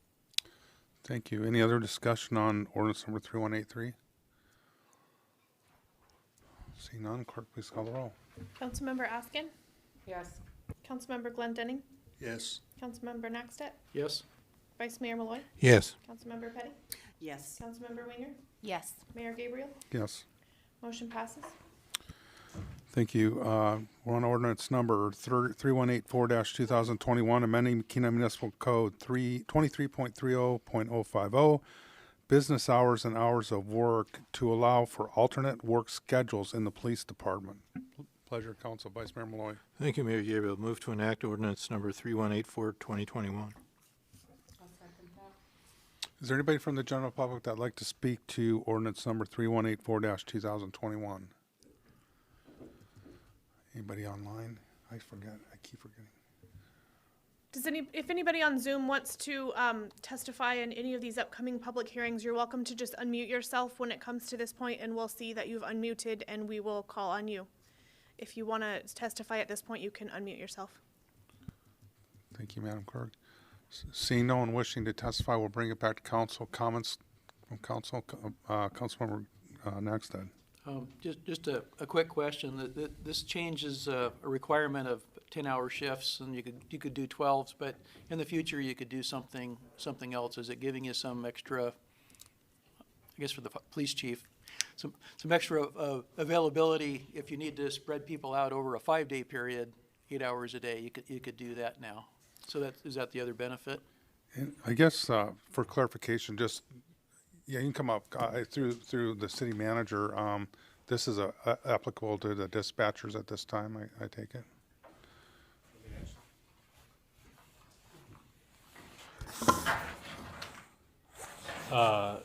Councilperson Nackstead through the mayor. So it does some of what you said, but not all of what you said. It changes the city code to not call out 10-hour days, but it still limits it to 4-day work week. So you couldn't do 5/8 under this change. But it doesn't call out a schedule. So what dispatch is doing now is 3 12s and a 4, and working at 12-hour shifts has allowed them to separate more during COVID and not have as many people working at the same time. But the other benefit we've realized through this is that they have less hours in the dispatch center alone, less single person time in there, which is a benefit to the city and the residents that are calling 911. So it's predominantly an appreciated schedule, a liked one by dispatchers. So that's what this does now. It basically takes it out of KMC that it calls out 10-hour shifts and turns it administrative, up to the city manager or the police chief to designate that schedule. Any other questions of Chief Ross since we got him up here? Seeing none, thank you, Chief. Thank you. Any other further discussion on ordinance number 3184-2021? Seeing none, clerk, please call the roll. Councilmember Glendenning? Yes. Councilmember Nackstead? Yes. Vice Mayor Malloy? Yes. Councilmember Petty? Yes. Councilmember Winger? Yes. Mayor Gabriel? Yes. Councilmember Askin? Yes. Motion passes. Council, we're on item D4, or D5 now, rather. Ordinance number 3185-2021, increasing estimated revenues and appropriations in the airport special revenue and airport improvements capital project funds, and amending a professional services agreement for the 2021 airfield drainage rehabilitation project at the Kenai Municipal Airport. Pleasure, Councilmember Nackstead. Thank you. I move to enact ordinance 3185-2021. Is there anybody, is there a second? Sorry. Second. Thank you. Is there anybody from the general public that would like to speak to ordinance number 3185-2021? I don't see anybody online either. Seeing none, we'll bring it back to council. Comments, deliberation from council? Councilmember Glendenning. Yeah, thank you, Mayor Gabriel. Yeah, I see here that a picture's worth a thousand words, and we've had discussion on this potential failure in previous meetings, and I just appreciate the thoroughness of the note from Mr. Curtin to Paul, and I appreciate the map and some idea of what lies beneath looking at these photos, and of course I will wholeheartedly support this. Thank you. Thank you. Any other discussion, deliberation from council? Seeing none, clerk, please call the roll. Councilmember Nackstead? Yes. Vice Mayor Malloy? Yes. Councilmember Petty? Yes. Councilmember Winger? Yes. Mayor Gabriel? Yes. Councilmember Askin? Yes. Councilmember Glendenning? Yes. Motion passes. Council, we're now on ordinance number 3186-2021, increasing estimated revenues and appropriations in the general land sale permanent fund to transfer earnings in excess of budget amounts to the city's general fund. Pleasure, council. Councilmember Nackstead. Move to enact ordinance 3186-2021. Second. Thank you. Did you catch the second, Jenny? Okay, very good. Is there anybody from the general public that would like to speak to ordinance number 3186-2021? Seeing none, we'll bring it back to council. Comments from council. Councilmember Glendenning. Yeah, of course, I'm going to approve this. This just reinforces the discussion we've had recently when our financial advisors came and gave presentations, and I'm glad for the reinforcement of the protocols that we've set out, and the money is well looked after by our finance director, and thank you. Thank you. Any other discussion from council? Seeing none, clerk, please call the roll. Vice Mayor Malloy. Yes. Councilmember Petty. Yes. Councilmember Winger. Yes. Mayor Gabriel. Yes. Councilmember Askin. Yes. Councilmember Glendenning. Yes. Councilmember Naxtet. Yes. Motion passes. Council, we're on ordinance number 3187-2021, increasing estimated revenues and appropriations in the Airport Land Sales Permanent Fund to transfer earnings in excess of budget amounts to the city's airport fund. Vice Mayor Malloy. Thank you, Mayor Gabriel. Move to enact ordinance number 3187, 2021. Second. Is there anybody from the general public that would like to speak to ordinance number 3187-2021? See nobody in chambers or online. We'll bring it back to council. Comments from council? See none. Clerk, please call the roll. Councilmember Petty. Yes. Councilmember Winger. Yes. Mayor Gabriel. Yes. Councilmember Askin. Yes. Councilmember Glendenning. Yes. Councilmember Naxtet. Yes. Vice Mayor Malloy. Yes. Motion passes. Thank you. We're on ordinance number 3188-2021, increasing estimated revenues and appropriations in the airport, water and sewer special revenue and wastewater treatment and plant improvements capital project funds for replacement sludge press. Pleasure of council. Councilmember Naxton. Move to enact ordinance 3188, 2021. Second that. Is there anybody in the general public or online that would like to speak to ordinance number 3188-2021? Seeing none, we'll bring it back to council. Comments, deliberation from council? Councilmember Glendenning. Yeah, just a question through the mayor to our city manager perhaps. This new screw press, of course, is very expensive, and I understand the need for replacing it, and I think I understand the funding and what we have paid.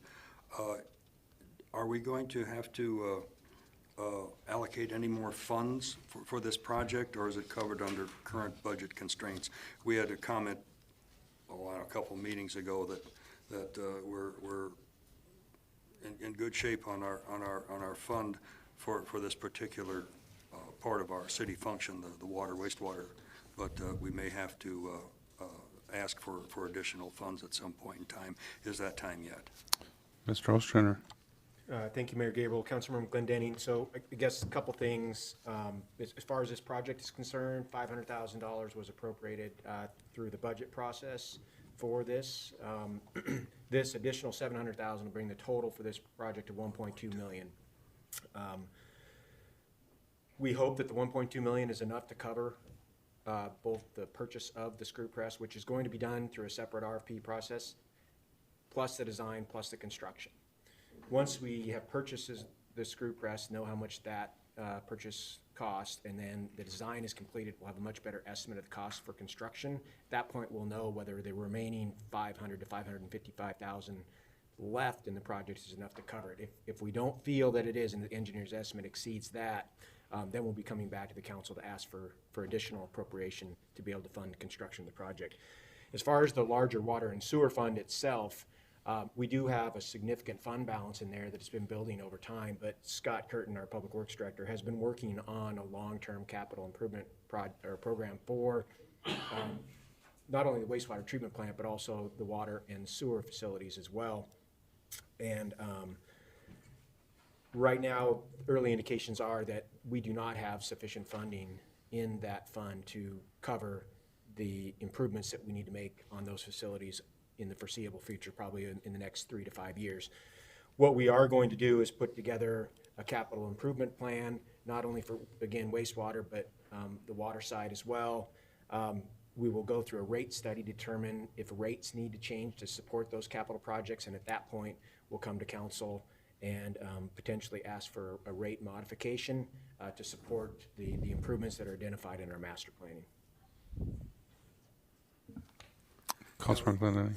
Thank you for that, Paul. I knew perhaps this day was coming, and actually it's further out in the future than I anticipated, so good management. And Of course, we have the usual suspects to go to for money, you know, grants and, you know, beg the state, and there may be federal money in all of this, and I know you're well aware of that, and we'll just keep an eye on it, and thank you. Any other discussion, deliberation from council? Seeing none, clerk, please call the roll. Councilmember Winger, Yes. Mayor Gabriel, Yes. Councilmember Askin, Yes. Councilmember Glendenning, Yes? Councilmember Nackstadt, Yes. Vice Mayor Malloy, Yes. Councilmember Petty, Yes. motion passes. Thank you. We're on ordinance number 3189-2021, increasing estimated revenues and appropriations in the general fund and the public safety capital project fund to provide supplemental funding to the fire department station alerting project, and authorizing a purchase order in excess of $15,000 to Catchmack Electric for performance of the work. Pleasure, council. Vice Mayor Malloy. Thank you, Mayor Gabriel. Move to enact ordinance number 3189-2021. Second. Is there anybody from the general public that'd like to speak to ordinance number 3189-2021? Seeing none in chambers or online, we'll bring it back to council. Comments from council? Councilmember Glendenning. Yeah, just for those in Radio Land, I read through the memo from our fire chief, and it's very well explained, and will add efficiencies and perhaps even safety to our operation there. And of course, I will wholeheartedly support this. And thank you. Thank you. Any further discussion from council? Seeing none, clerk, please call the roll. Mayor Gabriel, Yes. Councilmember Askin, Yes. Councilmember Glendenning, Yes? Councilmember Nackstadt, Yes. Vice Mayor Malloy, Yes. Councilmember Petty, Yes. Councilmember Winger, Yes. motion passes. Thank you. Council, we're on ordinance number 3190-2021, increasing estimated revenues and appropriations in the general fund and authorizing a grant disbursement program for small businesses that did not previously apply for full assistance from the city in 2020. Vice Mayor Malloy. Thank you, Mayor Gabriel. Move to enact ordinance number 3190-2021. Is there anybody from the general public that'd like to speak to ordinance number 3190-2021? Seeing none in chambers or online, we'll bring it back to council. Deliberation from council. Councilmember Glendenning. Yes, again, thank the administration for circling back and picking up this concern. I think this is very timely and thoughtful, and of course will be money, public money's well spent, and it's shows once again that the city of Kenai is open for business, and we support our business, and thank you. Thank you. Councilmember Winger. Yes, thank you. I have a question through Mayor Gabriel for Mr. Ostrander. With this program, I understand you don't have to be a Kenai resident, but your business has to be in Kenai.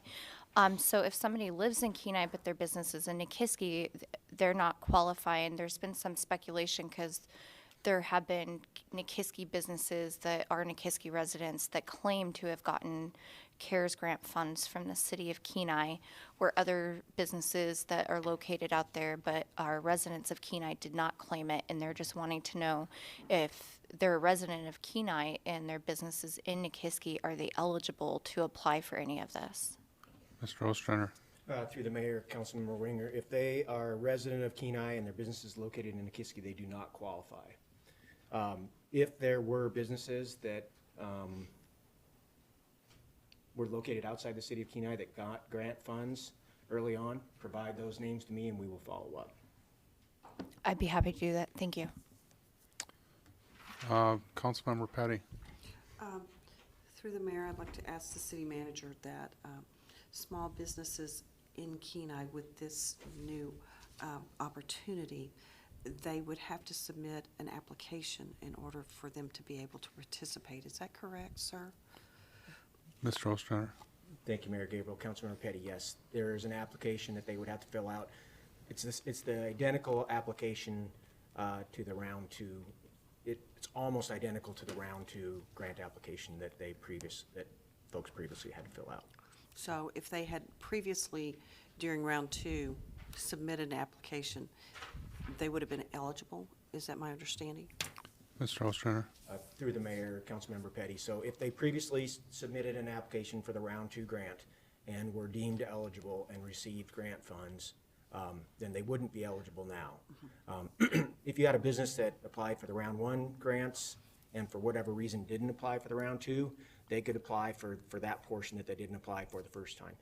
The other option, or the other situation we have, is people that didn't apply for either one of the rounds, and they're eligible to apply for the entire amount as if they would have applied for both round 1 and 2 the first time.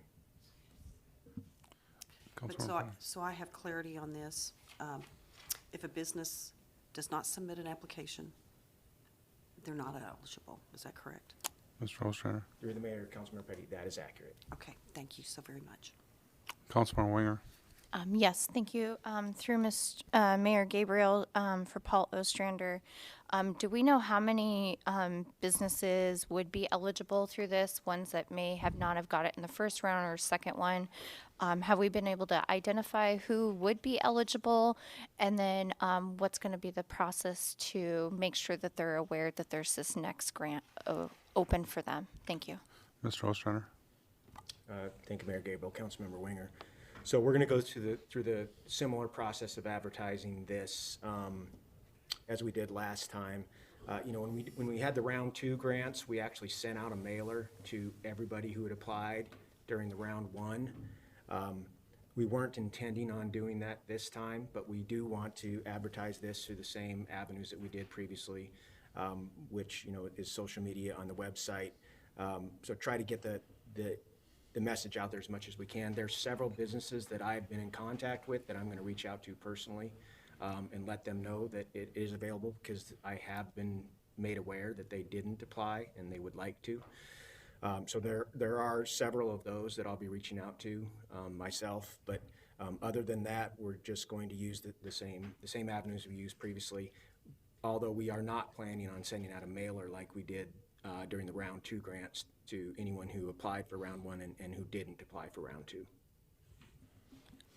Through Mayor Gabriel, Mr. Ostrander, is there a reason why we're not sending the mailer out? I've got a little concern that this grant, third round of grants, has been so far out. Most have heard that CARES Act money has gone away, that they might not be so much in the loop that there is something available. Is there a reason why that we're not going to get those mailers out to them? Is that something that we could look at actually doing? Thank you. Mr. Ostrander? Thank you, Mayor Gabriel. Councilmember Winger. It was, there wasn't a specific reason why we didn't. I guess I feel like if we make a reasonable effort to get the word out, that businesses should be paying some attention and apply for those grants when they're made available. There's obviously some additional costs to the city if we're going to send out mailers to everyone. If we were to send out mailers, what we would have to do is we would have to make a list of all the businesses that had applied and received funds through round 1 and round 2, identify those that hadn't received grants in round 2, and then compare that to the list of businesses that operate in the city, and then send mailers to everyone else, which we certainly could do. But again, I guess I felt that if businesses are in need and we get a reasonable effort to get the word out, that they should be notified that this is available. Councilmember Naxton. I guess I heard an accusation of fraud from people from outside of the city, and I would like, on a side note perhaps, at the next meeting, a report, if you would, since you're going to be getting that information, and you could report to us, not necessarily what business outside of the city fraudulently said that they were in the city, because that is on the application, and if in fact they received funds. If you could report back to the council, I'd appreciate that. Mr. Ostrander? That concerns me a whole lot, that individuals might have done that. Yeah, through the mayor, Councilmember Naxton, I'll be sure to report that back to you if it did occur. Vice Mayor Malloy. Thank you, Mayor Gabriel. I want to thank administration for bringing this forward. I do support it. You know, when the original 2 grant programs were out, there was other grant programs, you know, through the borough and also the state. So there may have been confusion on the criteria. Some businesses that didn't apply may have thought that they weren't eligible because other programs said that you couldn't apply if you had more than 50 employees, for example. So they might have thought that applied to the city when it didn't. And so, you know, I know that there's some businesses that thought they weren't eligible, but that actually are eligible. You know, what I like about this program is it's a kind of a level playing field. It's equity. It's you know, not exceeding what was made available to businesses in total in the first 2 rounds, and it's going to capture our businesses that missed out. They may have, like some also may have felt that you know, they weren't harmed enough at the time to apply for the second round, but as we all know, it's a moving situation, the whole COVID impact thing, and then they could have had impacts later. So, you know, I support this. Thank you. Councilmember Petty.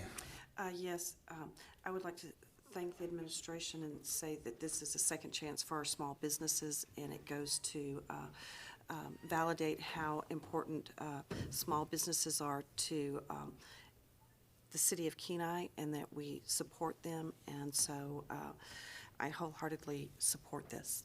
Thank you. Thank you. Got a quick question for administration. So this is again is for folks that maybe missed out on the second round or didn't get what the full amount. But regardless, the amount that this would be granted wouldn't be exceed what the borough sort of the limits that the borough put on our direct grant program as a condition of the money we got from them. Is that correct, Mr. Ostrander? Yeah, thank you, Mayor Gabriel. Yes, the maximum amount of the grant is the same as the first 2, so we would not exceed the amount that the borough provided to their businesses. Okay, very good. Any further discussion? Clerk, please call the roll. Councilmember Askin? Yes. Councilmember Glendenning? Yes. Councilmember Nackstedt? Yes. Vice Mayor Malloy? Yes. Councilmember Petty? Yes. Councilmember Winger? Yes. Mayor Gabriel? Yes. Motion passes. We're on item D11, resolution number 2021-08, awarding a professional services contract at the Kenai Municipal Airport for airport security guard services. Pleasure, council. Councilmember Naxton. Move to approve resolution 2021-08. I'll second that.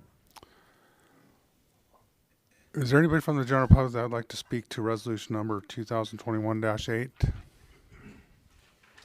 See nobody in chambers or online. And give me, I think I see those. My eyesight isn't good, so if I miss one, Jamie, let me know. Okay. We've got one who's been popping in and out, and Okay. everybody else is still muted.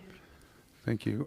Comments from council. Councilmember Naxton. Yeah, I just want to say the Airport Commission last week recommended approval of Guardians Security Services, Inc., who is already has been doing the job unanimously. So, and I request unanimous consent. Very good. Unanimous consent was requested. Is there any objection? Seeing none, resolution number 2021-08 is adopted. Next up, we have resolution number 2021-09, further extending the disaster emergency declaration for the city of Kenai made on March 18, 2020, in response to the COVID-19 health emergency. Pleasure, council. Councilmember Naxton. Move to adopt resolution 2021-09. Second. Is there anybody from the general public that would like to speak to resolution number 2021-09? Seeing nobody in chamber or online, we'll bring it back to council. Comments from council. Councilmember Glendenning. Yeah, thank you, Mayor Gabriel. Yeah, this is, it's important that we extend this resolution in our world, both federally and state and surrounding communities.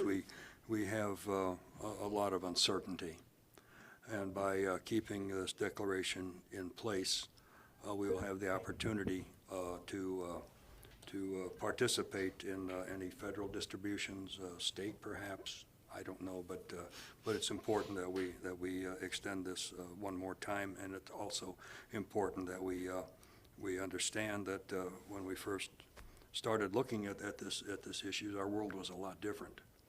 Since then, we've had election, change of administration, change of how CARES money or its sequential program is going to be developed at the federal level. There's discussions in Juneau whether it's going to have a disaster declaration or not. So it's important that we declare that we are still in a precarious position and need to declare this.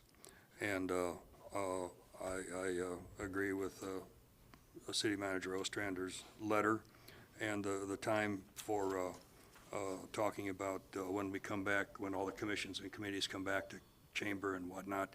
That's for another time. We're still going through. For example, when Dr. Zink told us that perhaps by first part of April we will be not approaching herd immunity, but we'll be in a more secure place regarding this virus. So it's important that we continue to have this understanding and these discussions, and I know City Manager Ostrander is working his issues very hard, and I also see that we're opening up the city incrementally, and we're on a good path. Thank you. Councilmember Petty. Yes, through the mayor. Mr. Ostrander, would you just verify it for people who might be listening that if this was not extended, we would not be eligible for any type of grants that might be available? Is that correct? Is that my understanding, sir? Mr. Ostrander. Thank you, Mayor Gabriel, Councilmember Petty. I don't think you can say that with certainty at this point. There's a lot of uncertainty still, particularly with the current stimulus bill that's working its way through Congress. I know that there has been discussions about the state's inability to potentially accept some of the federal stimulus funds now that they don't have an emergency declaration, which certainly would impact us. But I couldn't say with certainty that if we didn't extend this emergency declaration that we would not be eligible. So it's possible that this emergency declaration could go away and we could still very much be eligible for federal funds, but I can't say for certain. Thank you. Councilmember Winger. Yes, I would just like to mention that with the current situation with the state removing their emergency declaration, going on a path towards resilience, that's definitely something I would like to see go forth. I will support this, but this will be my last time voting to support this. I would like the city to move on that path to resiliency as well. I understand that there's some, I understand all that's involved in this, and I would like to work with administration so that when we get out of this and go into that resilience stage, that if we still have need for people within our city to not get their bills disconnected, not pay their late fees with their sewer and water, that we have some sort of in place for those people. But over the long term, I will support it this time going forth, but with the state not having an emergency declaration in place, I'm inclined to basically get your affairs in order for this month, and I would not be extending this after this vote. If the state doesn't tend to put an emergency order back in place, I would like to see us going forth on a path to resilience for our community, not waiting in limbo to see if we're going to get more federal dollars. So that's a big frustration for a lot of people, but I would like to see us fully on that path out of recovery to resiliency. So if the state does continue to not have their emergency declaration in place when we meet again, I won't be voting forth in the future, but I will support it this time. Thank you. Any further discussion from council? Vice Mayor Malloy. Thank you, Mayor Gabriel. Yeah, I also support extending the emergency declaration. I agree with Councilmember Glendening.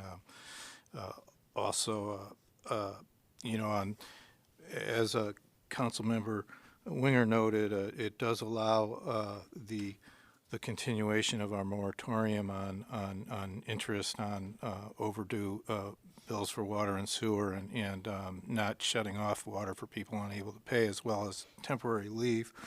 And also, I want to recognize that I think the administration's done a good job in managing the opening and closing of facilities, which is really the only area where the city's, done anything that's, sort of like mandates, if you will. It's just, within our own buildings. I mean, I think it was pretty clear where the council was coming from in the beginning, in April in Resolution 2020-19, where we asked the governor to rescind mandates on, restaurants, bars, et cetera, like that, as soon as he could. And then, there was one that Councilmember Petty sponsored.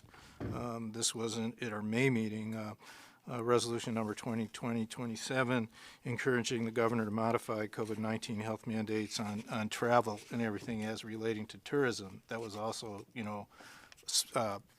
passed unanimously. And then there was one that the mayor, put in front of us that also was passed unanimously. This was resolution number 2020-75 back in September, which really was a joint resolution that was asking people to voluntarily take necessary precautions and follow COVID recommendations, so the city never put in mandates. So I want to make clear to the public that by extending the emergency declaration, there isn't mandates that are going along with this. And again, we were just encouraging people, and people did that. And now there's a good vaccination program happening for people that want to do that. Right here, I'm just going to do a shout out to the senior center and the fire department and the EMTs. I went through that, and I just had my second Pfizer shot, and they made it really easy. And so I really appreciate that's something that, and there was volunteers. There was a lot of volunteers that were involved in that too, and I want to recognize them. So that was a really good thing. So I don't want to, necessarily prejudge the future. I think we're going in the right direction. I totally support doing this. But I wanted to make it clear that because we're doing this, we're again, working appropriately with the health and safety of everyone, and looking forward to not creating a problem for ourselves if we do need additional financial help to get out to the community. Because I did go to the presentation that Tim Dillon made, and one thing that he said, I would confirm what you said, Mr. Ostrander, about the uncertainty regarding that, and he said that he was on a Zoom call for an hour and a half, and there was nothing that he could release publicly about that. But he wanted to assure everyone that, our congressional delegation and the governor were working on that, and they didn't really have an answer of what the outcome of that would be. So I do support this as with my other colleagues. Thank you. Thank you. Any further discussion on resolution number 2021-09? Seeing none, clerk, please call it. Request unanimous consent. Oh, I'm sorry, Mr. Ostrander. Thank you, Mayor Gabriel. I just wanted to speak briefly about a couple of the things that are in your memo. That extending the emergency declaration does extend that temporary leave to employees, the COVID leave. And as Councilmember Winger stated, there's a city moratorium on penalty and interest for water and sewer accounts, and also a city moratorium on water and sewer disconnects for non-payments. If council chooses at some point in the future, whenever you choose to remove the emergency declaration, if you want to remove the emergency declaration but retain some of those components, it's going to take some time to get the legislation in front of council and passed. In typical, if we wanted to keep the two moratoriums in place, for example, it would take an ordinance being introduced and then heard 2 weeks later. So it's going to take 2 meetings unless you want to do it as an emergency ordinance, which which you could if you wanted to. But I just wanted to let council know that if you want to, at some point, not declare or not extend the declaration, but you want to keep some of these in place, it's going to take a little time to do that. So likely what would happen is administration would ask you to extend for a month, but tell us that at the next month it's over, and during that month we would bring legislation to council to allow those moratoriums to remain in place. Again, if that's what council wanted to do. Mr. Bloom? Thank you, Mayor Gabriel. I'd just like to add to what the city manager said. In some cases, it will actually take 60 days because ordinances, unless they're emergency or purely financial, they don't take effect until 30 days after enactment. So you have introduction, a hearing, and then 30 days. So it could take even more time, but I think we understand where some of council is, and we'll probably start getting that stuff ready. So, Vice Mayor Malloy. thank you. Yeah, just to follow up on that, another example is how we do business. You know, because the emergency declaration allowed us to suspend ordinances, we could do our meetings, you know, remotely and by Zoom and everything. Whereas, so I've asked the city clerk and city attorney to work with me on our telephonic ordinance in our order of business to make it a remote electronic ordinance. So that, because when the emergency declaration goes away, we go back to that. So if the way it currently works is, if I could just have another minute. Yeah, sure. You know, if you're going to be out of town on business, you know, you get 4 times and you can participate by telephone. But, you know, we could change it to, you could participate by remote electronic device. So it could be, you know, we could continue having Zoom meetings and where you could participate by Zoom instead of by telephone if you chose that. Still have the option to do by telephone. So that's something that you'll be seeing soon. You know, looking ahead to the future. You know, personally, I've always found it better to be here in person. But you know, there's been times I've had to be away, and if I do have to be away, I might like Zoom better than phone. So anyway, just heads up. Thanks. Councilmember Winger. Yes, through Mayor Gabriel to Paula Strander. I was wondering, since we're talking about the COVID-19 leave for the city employees, my understanding is that the borough got rid of that back in January. Do we know if the borough is offering such leave or if the city of Soldotna is? Kind of my understanding is the borough kind of let that go back in January. So you answer to that? Mr. Ostrander. Through the mayor, Councilmember Winger, I don't know if the borough still has that on the books or not, or the city of Soldotna. I'm not sure. Any further discussion on resolution number 2021-09? Councilman Glendenning. Yeah, I think we're having a good discussion tonight, and I think the ultimate goal is that we just get back to regular order, regular business, and that will be revealed as we go forward in time. And a lot of it has to do with the success of vaccinations. A lot of it has to do with how we ramp up our economy. And I agree with Councilor Malloy that our meetings are best conducted face-to-face. And I would say particularly planning and zoning. There's people here pouring their hearts out, and there's not even a face up there.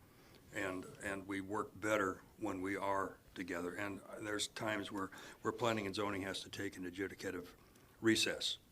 And how do you do that when they go and deliberate on a certain item? Being here in person, we can clear the room. They can have the room. If the COVID is still, protocols are still around, or perhaps sometime will be totally normal and they can go in the conference room. I'm just trying to forecast a little bit. And I think we're on the right path, and I'll just leave it at there. Thank you. Thank you. Any further discussion on resolution 2021-09? Seeing none, clerk, please call the roll. Councilmember Glendenning. Yes. Councilmember Naxtet. Yes. Vice Mayor Malloy. Yes. Councilmember Petty. Yes. Councilmember Winger. Yes. Mayor Gabriel. Yes. Councilmember Askin. Yes. Motion passes. Thank you, council. We are now on item G6, action approval confirmation of Gwen Woodard nominated by the mayor to fill a vacancy on Planning and Zoning Commission. Pleasure, Council Vice Mayor Malloy. Thank you, Mayor Gabriel. Move to confirm the Gwen Woodard nominated by the mayor to fill the vacancy on Planning and Zoning Commission. Second that. Is there any discussion on the nomination? Councilmember Glendenning. Yeah, just a thought. Were there any other applicants? There was, yes. Usually they're included in our packet. I don't know if that's protocol or not anymore. We had, in the past, we had asked for it. Right, yeah, I didn't catch that either, but, yeah, there was one other, person that had put in their application, I think, the day before, it was due for council, or for the packet. And I did talk to the gentleman, obviously, and he would have been a good, I think a good appointment. But I talked to Miss Woodard, who's had a business here in Kenai for many, many years and been a member of the community. So I did ask that gentleman if he would be willing to keep his application active if he wasn't selected, and he said he was. But I apologize because I didn't catch that. It wasn't included in the packet. No, that's just always a question I ask, because we like to keep active nominees, and I think you managed that very well, and thank you. Any other discussion on the Councilmember Naxton? I wanted to thank you for contacting the other individual and having that conversation. Yeah, absolutely. Request unanimous consent. Thank you. Unanimous consent was requested. Is there any objection? Seeing none, Ms. Woodard is is appointed to the Planning and Zoning Commission. Next up, we have confirmation of Barbara Rowland nominated by the mayor to fill a vacancy on the Beautification Committee.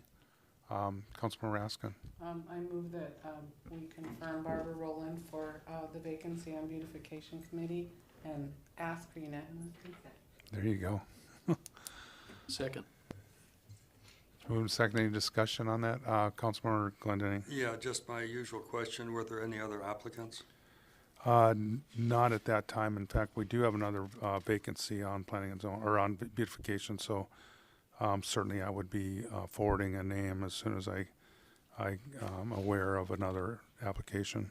Okay, thank you. And especially since my wife is chair of that committee. Yeah, that's why you manage it so good. Thank you. Yeah, thank you. Unanimous consent was requested to Ms. Rowland's nomination. Is there any objection? Seeing none, Ms. Rowland is confirmed, or appointed rather, to the vacancy on Beautification. Next up, we have action approval, letter of supporting Bluff Erosion project funding. That was included in your packet. Vice Mayor Malloy. Thank you, Mayor Gabriel. Move to approve the letter supporting Bluff Erosion project funding. Second. Request unanimous consent. Thank you. Unanimous consent was requested. Is there any objection? Seeing none, the letter supporting Bluff Erosion project funding is approved. And will that be sent to, I know it's going to the governor, but it's also been going to our legislative delegation? Very good. Yes, it'll go to the governor and our entire legislative Very delegation. good. Thank you. And that is available here to sign after the meeting. Okay. Next up, we have discussion COVID-19 response. Mr. Oshner. Thank you, Mayor Gabriel. I have a very short report tonight. We have no employees that are currently in the COVID protocol. There are 2 folks that are hospitalized today due to COVID at Central Peninsula Hospital, but they've had 0 patients for at least the last week, maybe longer. Until today, there was 2, and that's it. But I'm happy to answer any questions. Councilmember Glendenning. Yeah, thank you, Mayor Gabriel.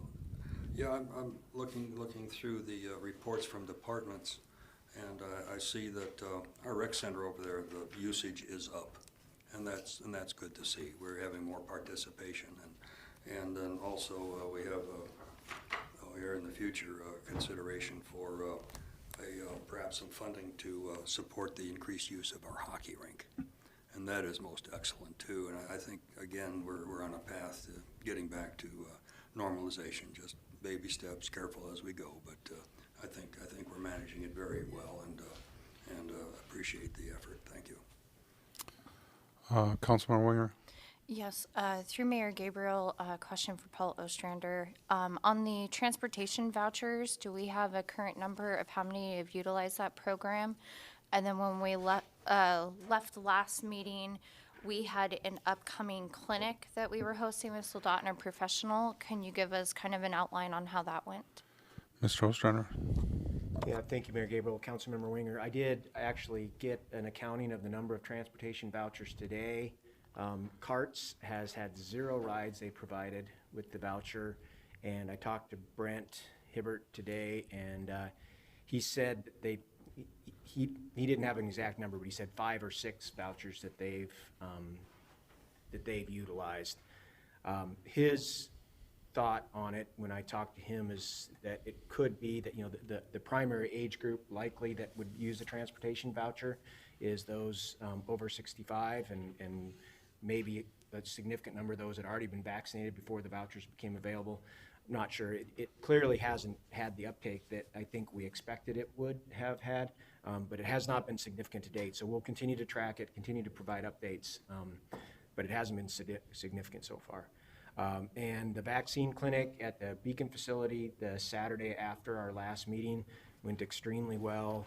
Like I've heard multiple people say, our fire department has done an outstanding job of running those clinics. I've heard nothing but positive on that. I think the total number of vaccinations that they did on that Saturday was 218 or 219, and it went really smoothly. There was one in the morning and one in the afternoon, and just went really, really well. Thank you for that update on that.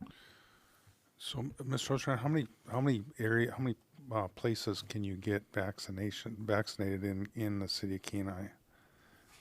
Just out of curiosity. I know Walmart's doing, but in addition to that, are they doing a Carr's Pharmacy or other places too? Yeah, thank you, Mayor Gabriel. Safeway has had an allocation in February. I'm not sure if they still have an allocation left. Walmart had that special federal contract that they're utilizing, and I honestly don't know what the local Walmart has available. Also, the Odyssey Clinic had some vaccines available during February, but again, I don't know if they have any available now. I know that when they opened up this most recent tier of 50 and older, and the teachers and the essential workers, that I know that getting appointments is really difficult right now, and I hope that when we reach March and we get our next allocation of vaccines, that those openings will become much more available for those folks. Very good, thank you. Any other questions, City Manager, regarding COVID-19? Seeing none, we'll move to committee commission reports. Council on Aging. Thank you, Mayor. Kenai Council on Aging met in person over at the Senior Center on February the 11th. I didn't get the memo, but I did participate via Zoom, and I will certainly be there in person on the next time that we meet. They had their election of new officers, and the chairman is going to be Mr. Don Irwin, and the vice chair will be Chuck Thornton, and we graciously appreciate their all of the members on Council on Aging for their volunteer process and time to make that a very wonderful council. One of the things that was noted was all of the improvements that's happened over at the Kenai Senior Center, and I stopped by there and had a personal tour yesterday, and they were also having a vaccination clinic over there, which was greatly well received, and our fire department, along with Nikiski, was there, and it almost looked like old times except for masking and social distancing. The Senior Center will be having soft openings with mask and social distancing with small groups. On March the 15th, they hope to resume all activities except for table games and conjugate meals, and they hope to resume that by the 1st of April. So if you haven't had the opportunity, I would suggest you stop in and see the pristine, beautiful, updated senior center. It is just awesome, and one of the things that I did want to share with y'all was that the home meal delivery for the facility had increased 129%, and they were able to help so many people with those home delivery meals. And they are also, with their drivers, because they have to social distance and knock on the doors, and they are getting actually some coolers with Kenai Senior Center on the coolers so that they can be re-sanitized and utilized again if they were no longer needed for the meal recipients, so that they could drop off those meals and then just knock on the door so it wouldn't be left out on the table or someplace. Anyway, there would be a designated place so that those meals could be kept warm and sanitary. So anyway, that ends my report, and thank you so very much. Thank you, Councilmember Petty. Airport Commission. Thank you. Airport Commission met on February 11th. I'd like to report first off that they were all here in person, spread out and whatnot. I don't know why that happened, but they were all here. Those that have been zooming in for months were here too. So they concurred that it was a much better way to have a meeting, and so I was pleased to see that everybody at the dais for the whole meeting was masked too. But they had several items under unfinished business. They discussed the fiscal year 2021 through 25 capital improvement program, which includes a number of projects. One that's being moved forward from 22 to more currently would be to replace the 1993 snow blower. They've been band-aiding it together for some time, and they're afraid they're going to lose it soon. So they'll be moving that up. But some of the projects are acquiring a loader, acquiring some property within the runway protection zone, design and construction, sand SRE building, phase 1, airfield drainage improvements, and I think that's some of what we were talking about tonight. And the runway, 2 left, and the main runway rehabilitation that we've heard about. I mean, the runway's about 8 inches thick with asphalt. I think it's 100 feet wide and 7,500 feet long, and that's all going to have to be most likely rotomilled down, and who knows what underneath the base on that. So that'll be a major project that's coming to the city, and there'll be some other sub-projects. We had that culvert project that we were talking about down the south end. Some of it does extend under the runway a little bit. The runway will have to then be the taxiway. We've done that before. It's not ideal, but that's going to last for some time. And some of the other projects that this airport typically does, hopefully I'm not getting too much into projects, but it's kind of important, is the painting of the runway happens periodically, and crack sealing, and you kind of do it when you need it, and it's very expensive. And but the FAA says, boy, you really can't do that within, say, 3 years before a major project or something like that. So I think we're going to see some of the crack sealing and painting kind of deteriorate for a while just before that project goes forward. So the city's aware of it, the airport's aware of it, so they're kind of working around that as we move forward. Update on the terminal landscaping design. No sprinklers were included in the terminal project. Apparently there were some sprinklers in there before. They're not there now. And I think I mentioned there was $25,000 for landscaping. And I think the sprinklers are going to cost around $20,000. So we're still trying to sort out what kind of trees you can plant. There were talks about false turf, concrete, surface, whatever. So I'm not sure where that's going to go, but I think they're going to need some more money to spruce up. That's a pun, isn't it? In front of the terminal building. And then the floatplain basin upgrades, we'll be doing a few things down there. They're gonna have some 6 or 8 loads of chips, rock chips placed, some picnic tables and a grill. They talked about the picnic tables possibly being made out of concrete so they don't get burned, hauled away, all that other stuff, and it might actually be cheaper. So there is a not a park, but a camping area on the float pond for pilots there. They approved the Guardian services that I mentioned before.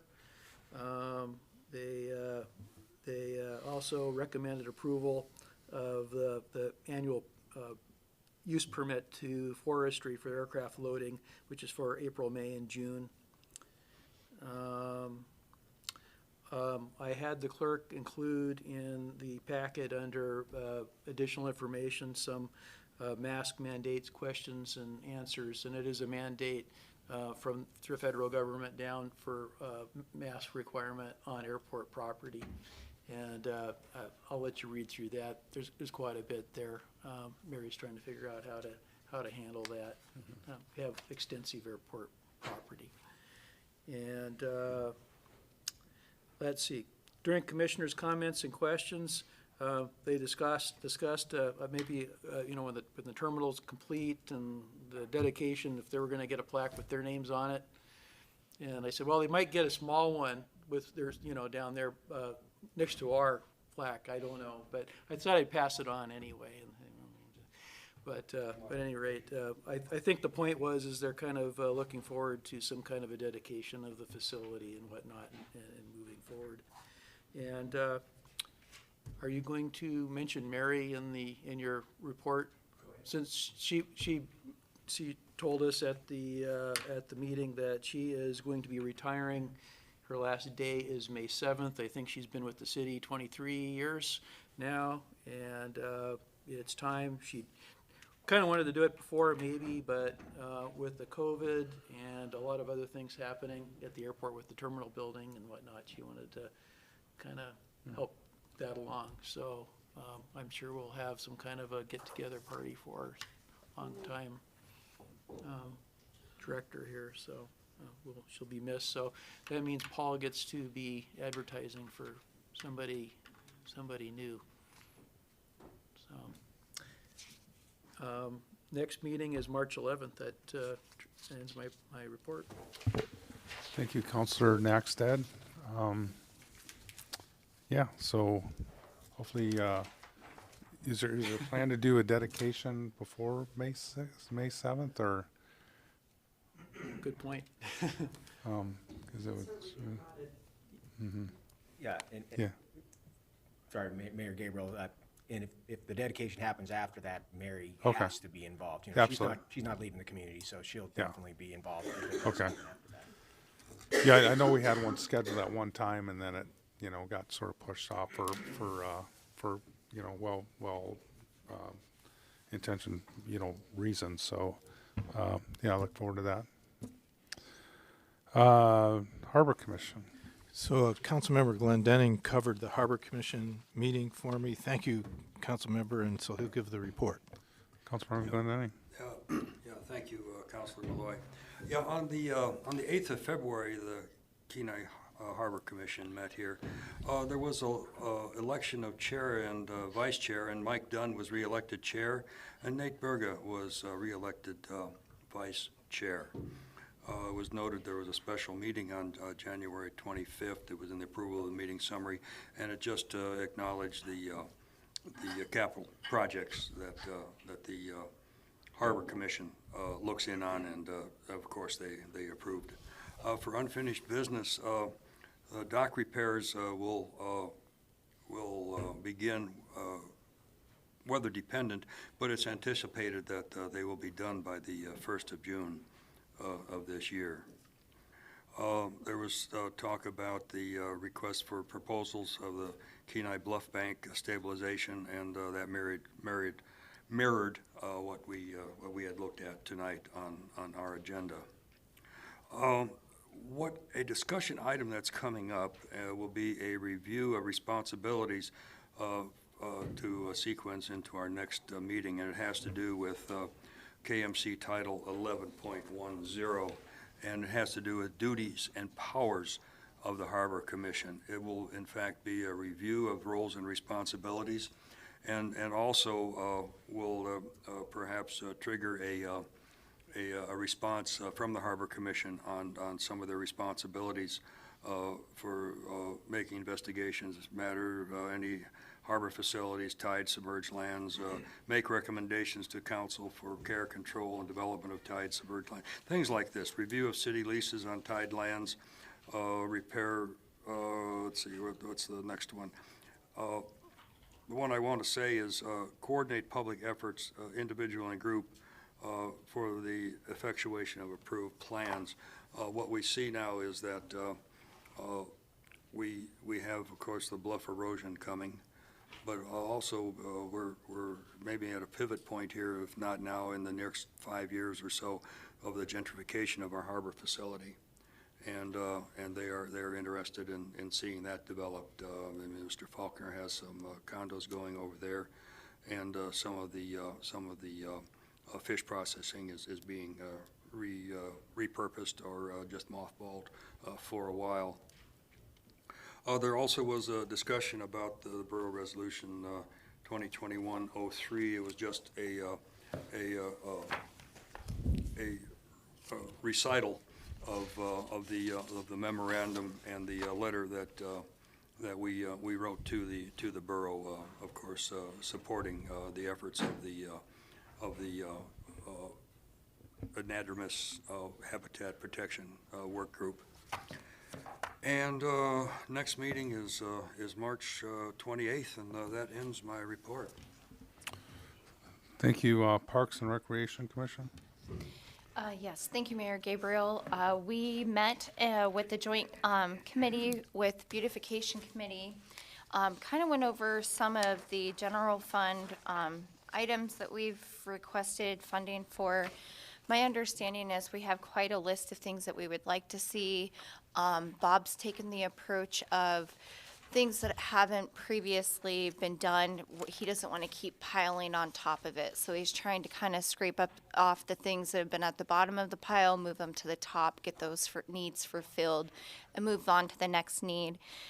They unfortunately didn't take a vote at the end to kind of prioritize, but what I've gathered mostly from them is the multi-purpose facility, the exhaust fan, the rust remediation were at the top of their priorities. As we've seen through many emails that we received from community members, the ice time, we had increased ice time. The Hockey Youth Association is extremely thankful that we kept them open, that we didn't require masks and some of the hoops that they had to jump through to be able to actively use ice in other areas, and that they have basically pledged their future season to booking their ice first and foremost through Kenai, and then the rest of their ice time they would be booking in the other locations. So through our great efforts in keeping them open, that has definitely will increase, I think, future use. So it would be in our best interest to make sure that we're accommodating that multi-purpose facility to finishing this rust remediation project. Some of the questions that came from council was on the where we're at with the city campground. They were wanting to know if we had gone to legislation to see if we had changed that, if we've identified another area. And then another concern is the cemetery. We're down to the last about 5 plots, and so there's definitely some pressure to get that second phase area completed and going. I understand we need fencing and to put some seed on the ground. I did suggest putting Jersey barriers up there. It would be counterproductive come the spring when everybody starts. For buying up in the mud, destroying the groundwork that we've put in this last fall, hoping to be able to come in and seed it. So I believe we'll put some Jersey barriers in there. We definitely need to work on the fencing. This is something that I really feel it's a project that as a city we need to get going on.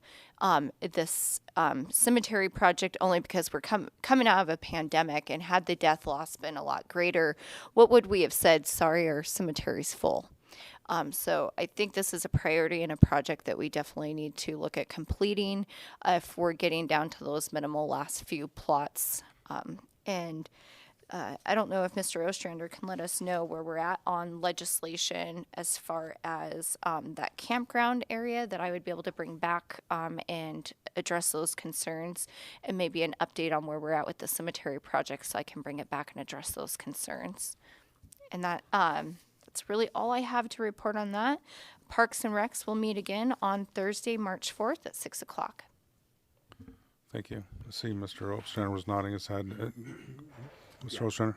Yeah, would you like me to provide it now, or? Sure, I got, if you're able to, Yeah, so on the cemetery, Councilmember Winger is exactly right. That's one of the top priorities of our Public Works Department to get that done this year, because we are running out of plots in the existing cemetery and it needs to be done. Scott Curtin is well aware of that, and he is planning on getting that done this year. As council is aware, we've done all the work on the cemetery to date with our own staff in an attempt to land that project under budget. We still think that we can actually get there, but we do need to provide our own staff, which their availability is something that has limited us somewhat, but it is very much a top priority. As far as the campground, we don't have any identified location at this point.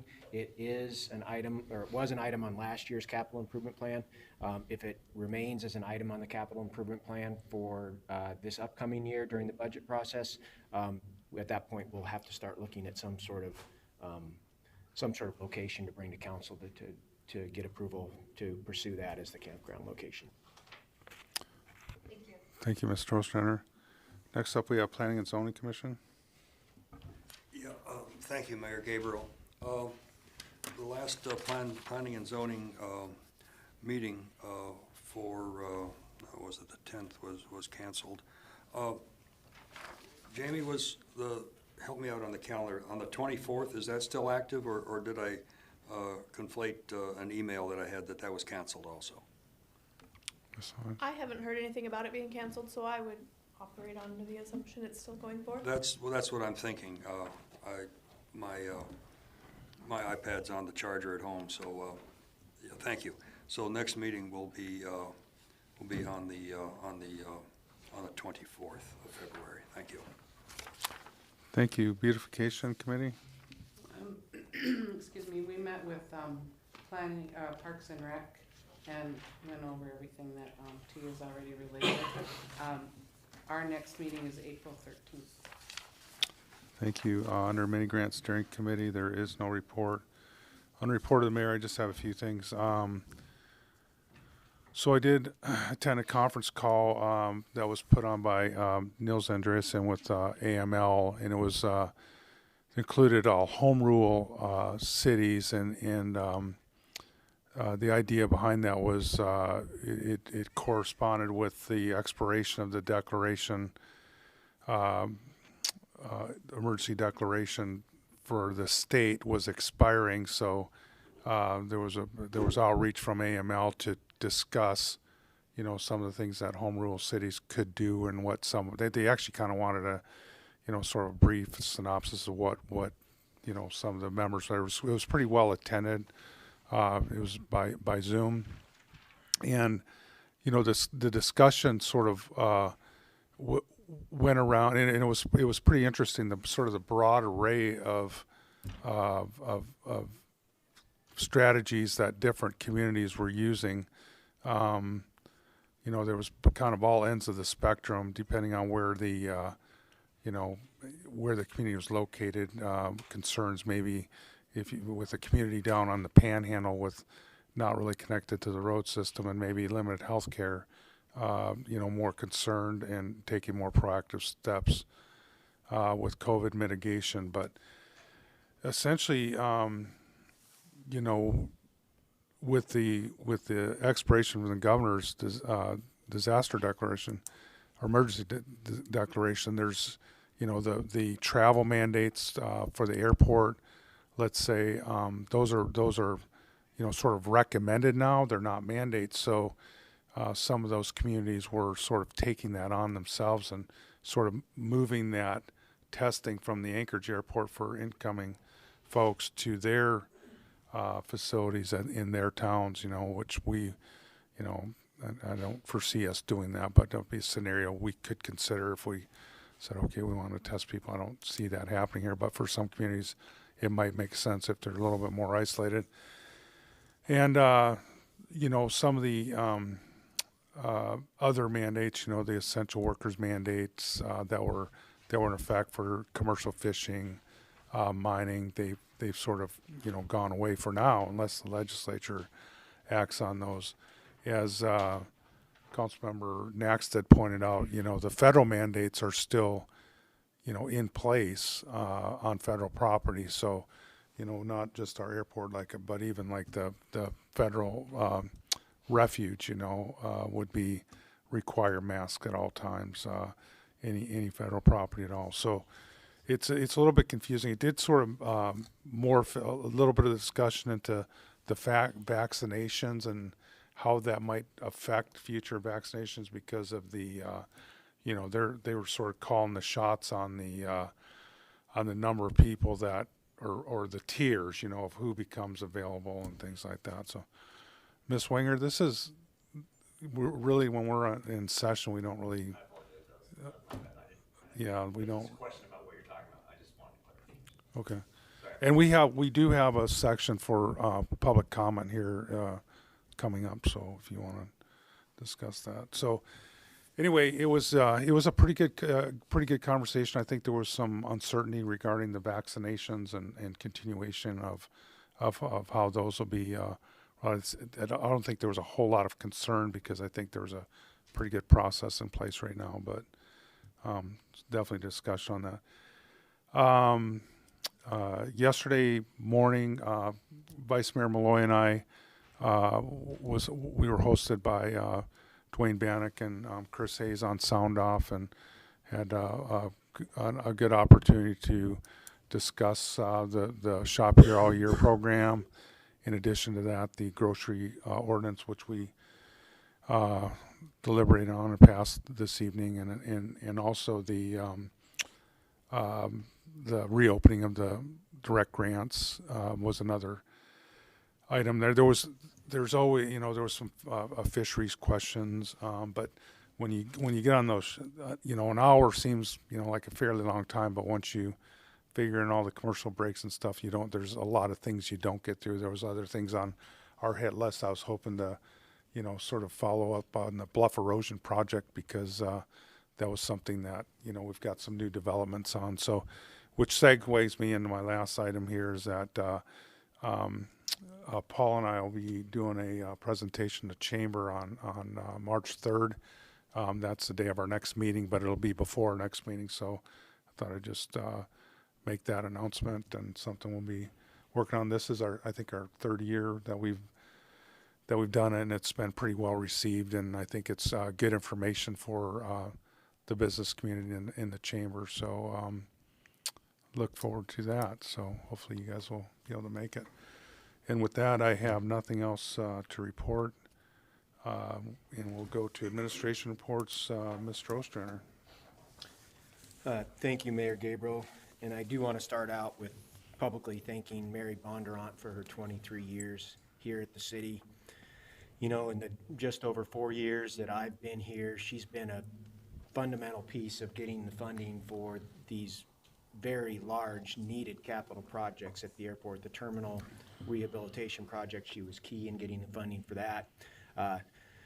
The rehabilitation of the Beacon facility, she was key in getting funding for that. The ongoing sand storage facility. So 3 really big, badly needed projects at the airport that she really has an excellent relationship with the FAA, and is able to figure out funding for projects like that. And May 7th is her last day, as Councilmember Naxted said, and she will be missed, and we will looking to recruit someone to fill that position here pretty soon, and Mary's going to be actively helping us to make sure that we reach the right group for that recruitment.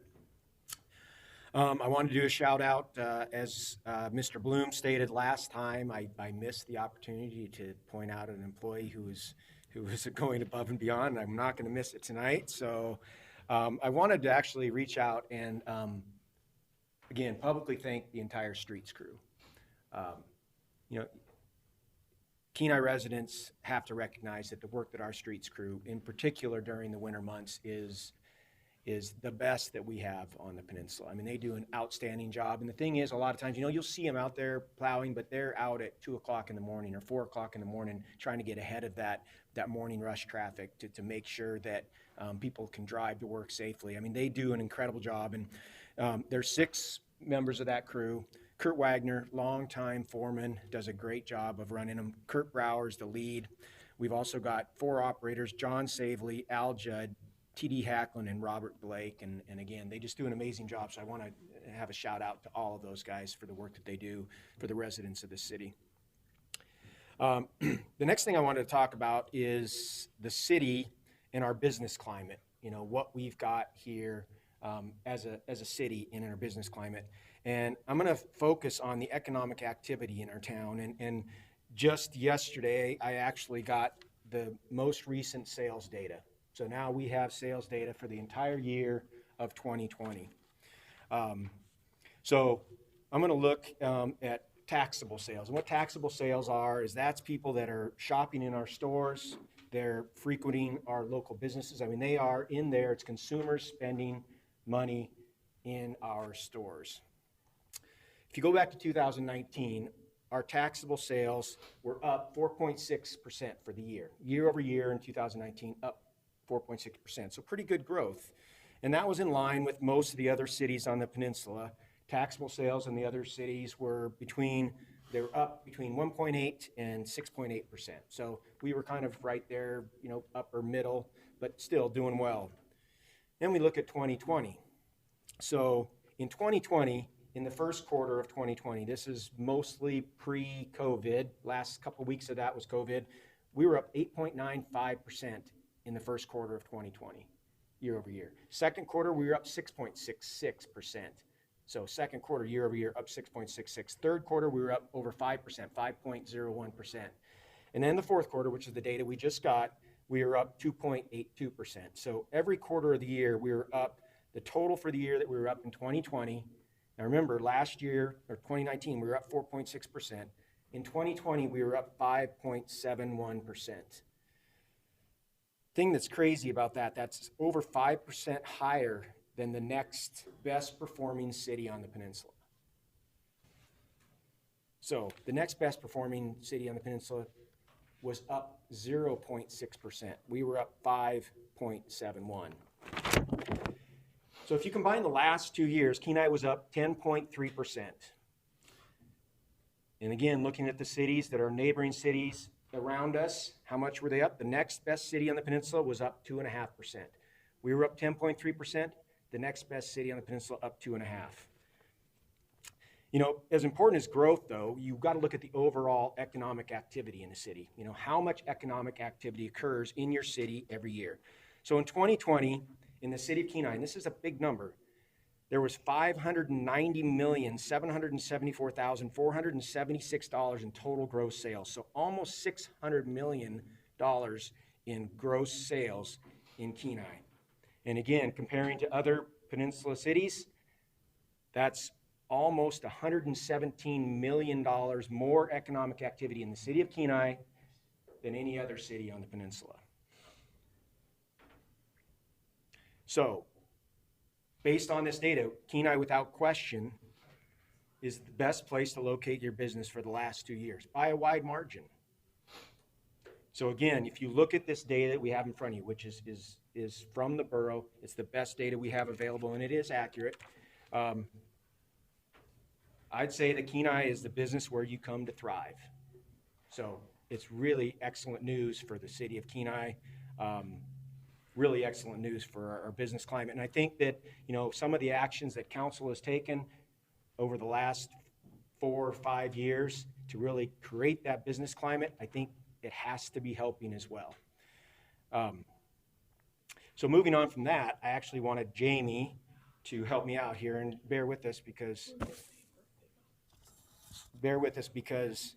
we haven't tested this yet. But as you know, our marketing campaign, The Best Place to Alaska, officially launched on February 8th. So right now we've got ads that are running on social media in other parts of the state and in other parts of the country. I wanted to show you what the final ads were, because you haven't seen these yet. I wanted to show you the final ads that are now out on social media that, again, people across this state and in other parts of the country are seeing right now. So these are banners. So these are banner ads, and each one of them is a play on words. So more strolls, less tolls. You know, if you're in a place that has tolls, you want to get out of there, come to Kenai. This one, move like you mean it. So if you're looking to move to Kenai. Move like you mean it. This one, my other car is an airplane. There you go. And Councilmember Nackstead got that one. And I love this one. This is actually our streets foreman, Kurt Wagner, after work traffic jam. That's right out, you know, behind the airport there on his snow machine. And then the last one, most of you probably recognize this individual. It's Erin Machicki, Senate President Peter Machicki's wife, and she's waking up and smelling the fresh air. So those are the banner ads. So again, those are out there being advertised now. Those are the final ones. Really pleased with how those turned out. The next ones are actually videos, and these are really short videos that just keep looping. So if someone happens to like this video, they might just watch it forever. And I think there's 5 of these. Okay, maybe not forever, but for a long time. There's 5 videos here, and hopefully Jamie can get them all to play. This is the one I was worried about us actually being able to pull off, because it's really important that the audio works too. So This is a new computer, so my computer crashed right before the meeting, and so I might need to boot up a program.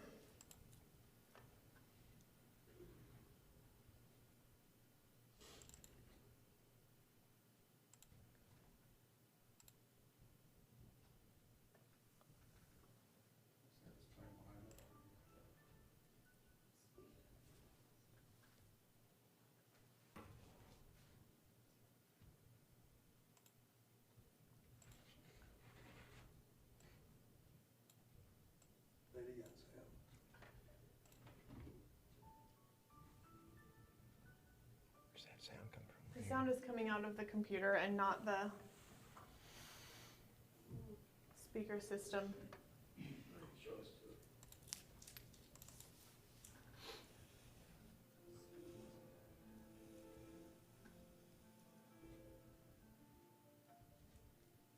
Can you put your mic up to it?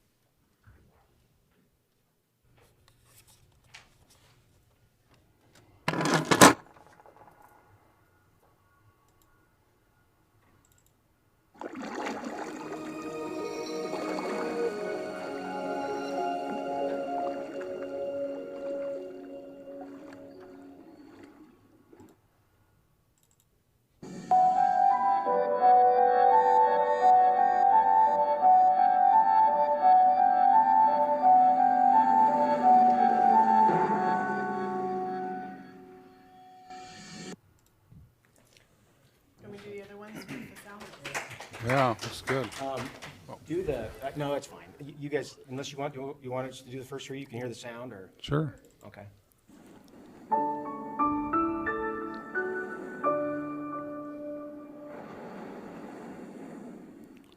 Almost like a video postcard.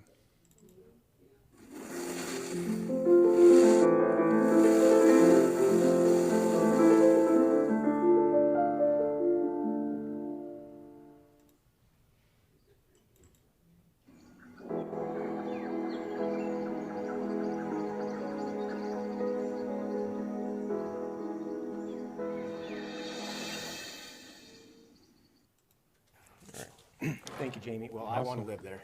Yeah, yeah, that's awesome. So anyways, again, those are out on social media. We've actually purchased ad space, so they're at targeted locations, trying to get people to get exposed to Kenai and realize what an amazing place it is that we live, and come to either locate your business, move your family, or just come visit, any of those. So, and the last thing I have is the Bluff project, and I think council knows that the RFP for design is out on the street. The bid opening for that, we pushed it back 1 week, so the bid opening for that is now March 4th. So hopefully, shortly thereafter, we're going to be able to award a contract. So, and that's all I have for my report, but I'm happy to answer. Thank you. Any questions, City Manager, Councilmember Winger? Yes, thank you. Through Mayor Gabriel. Thank you, Mr. Ostrander.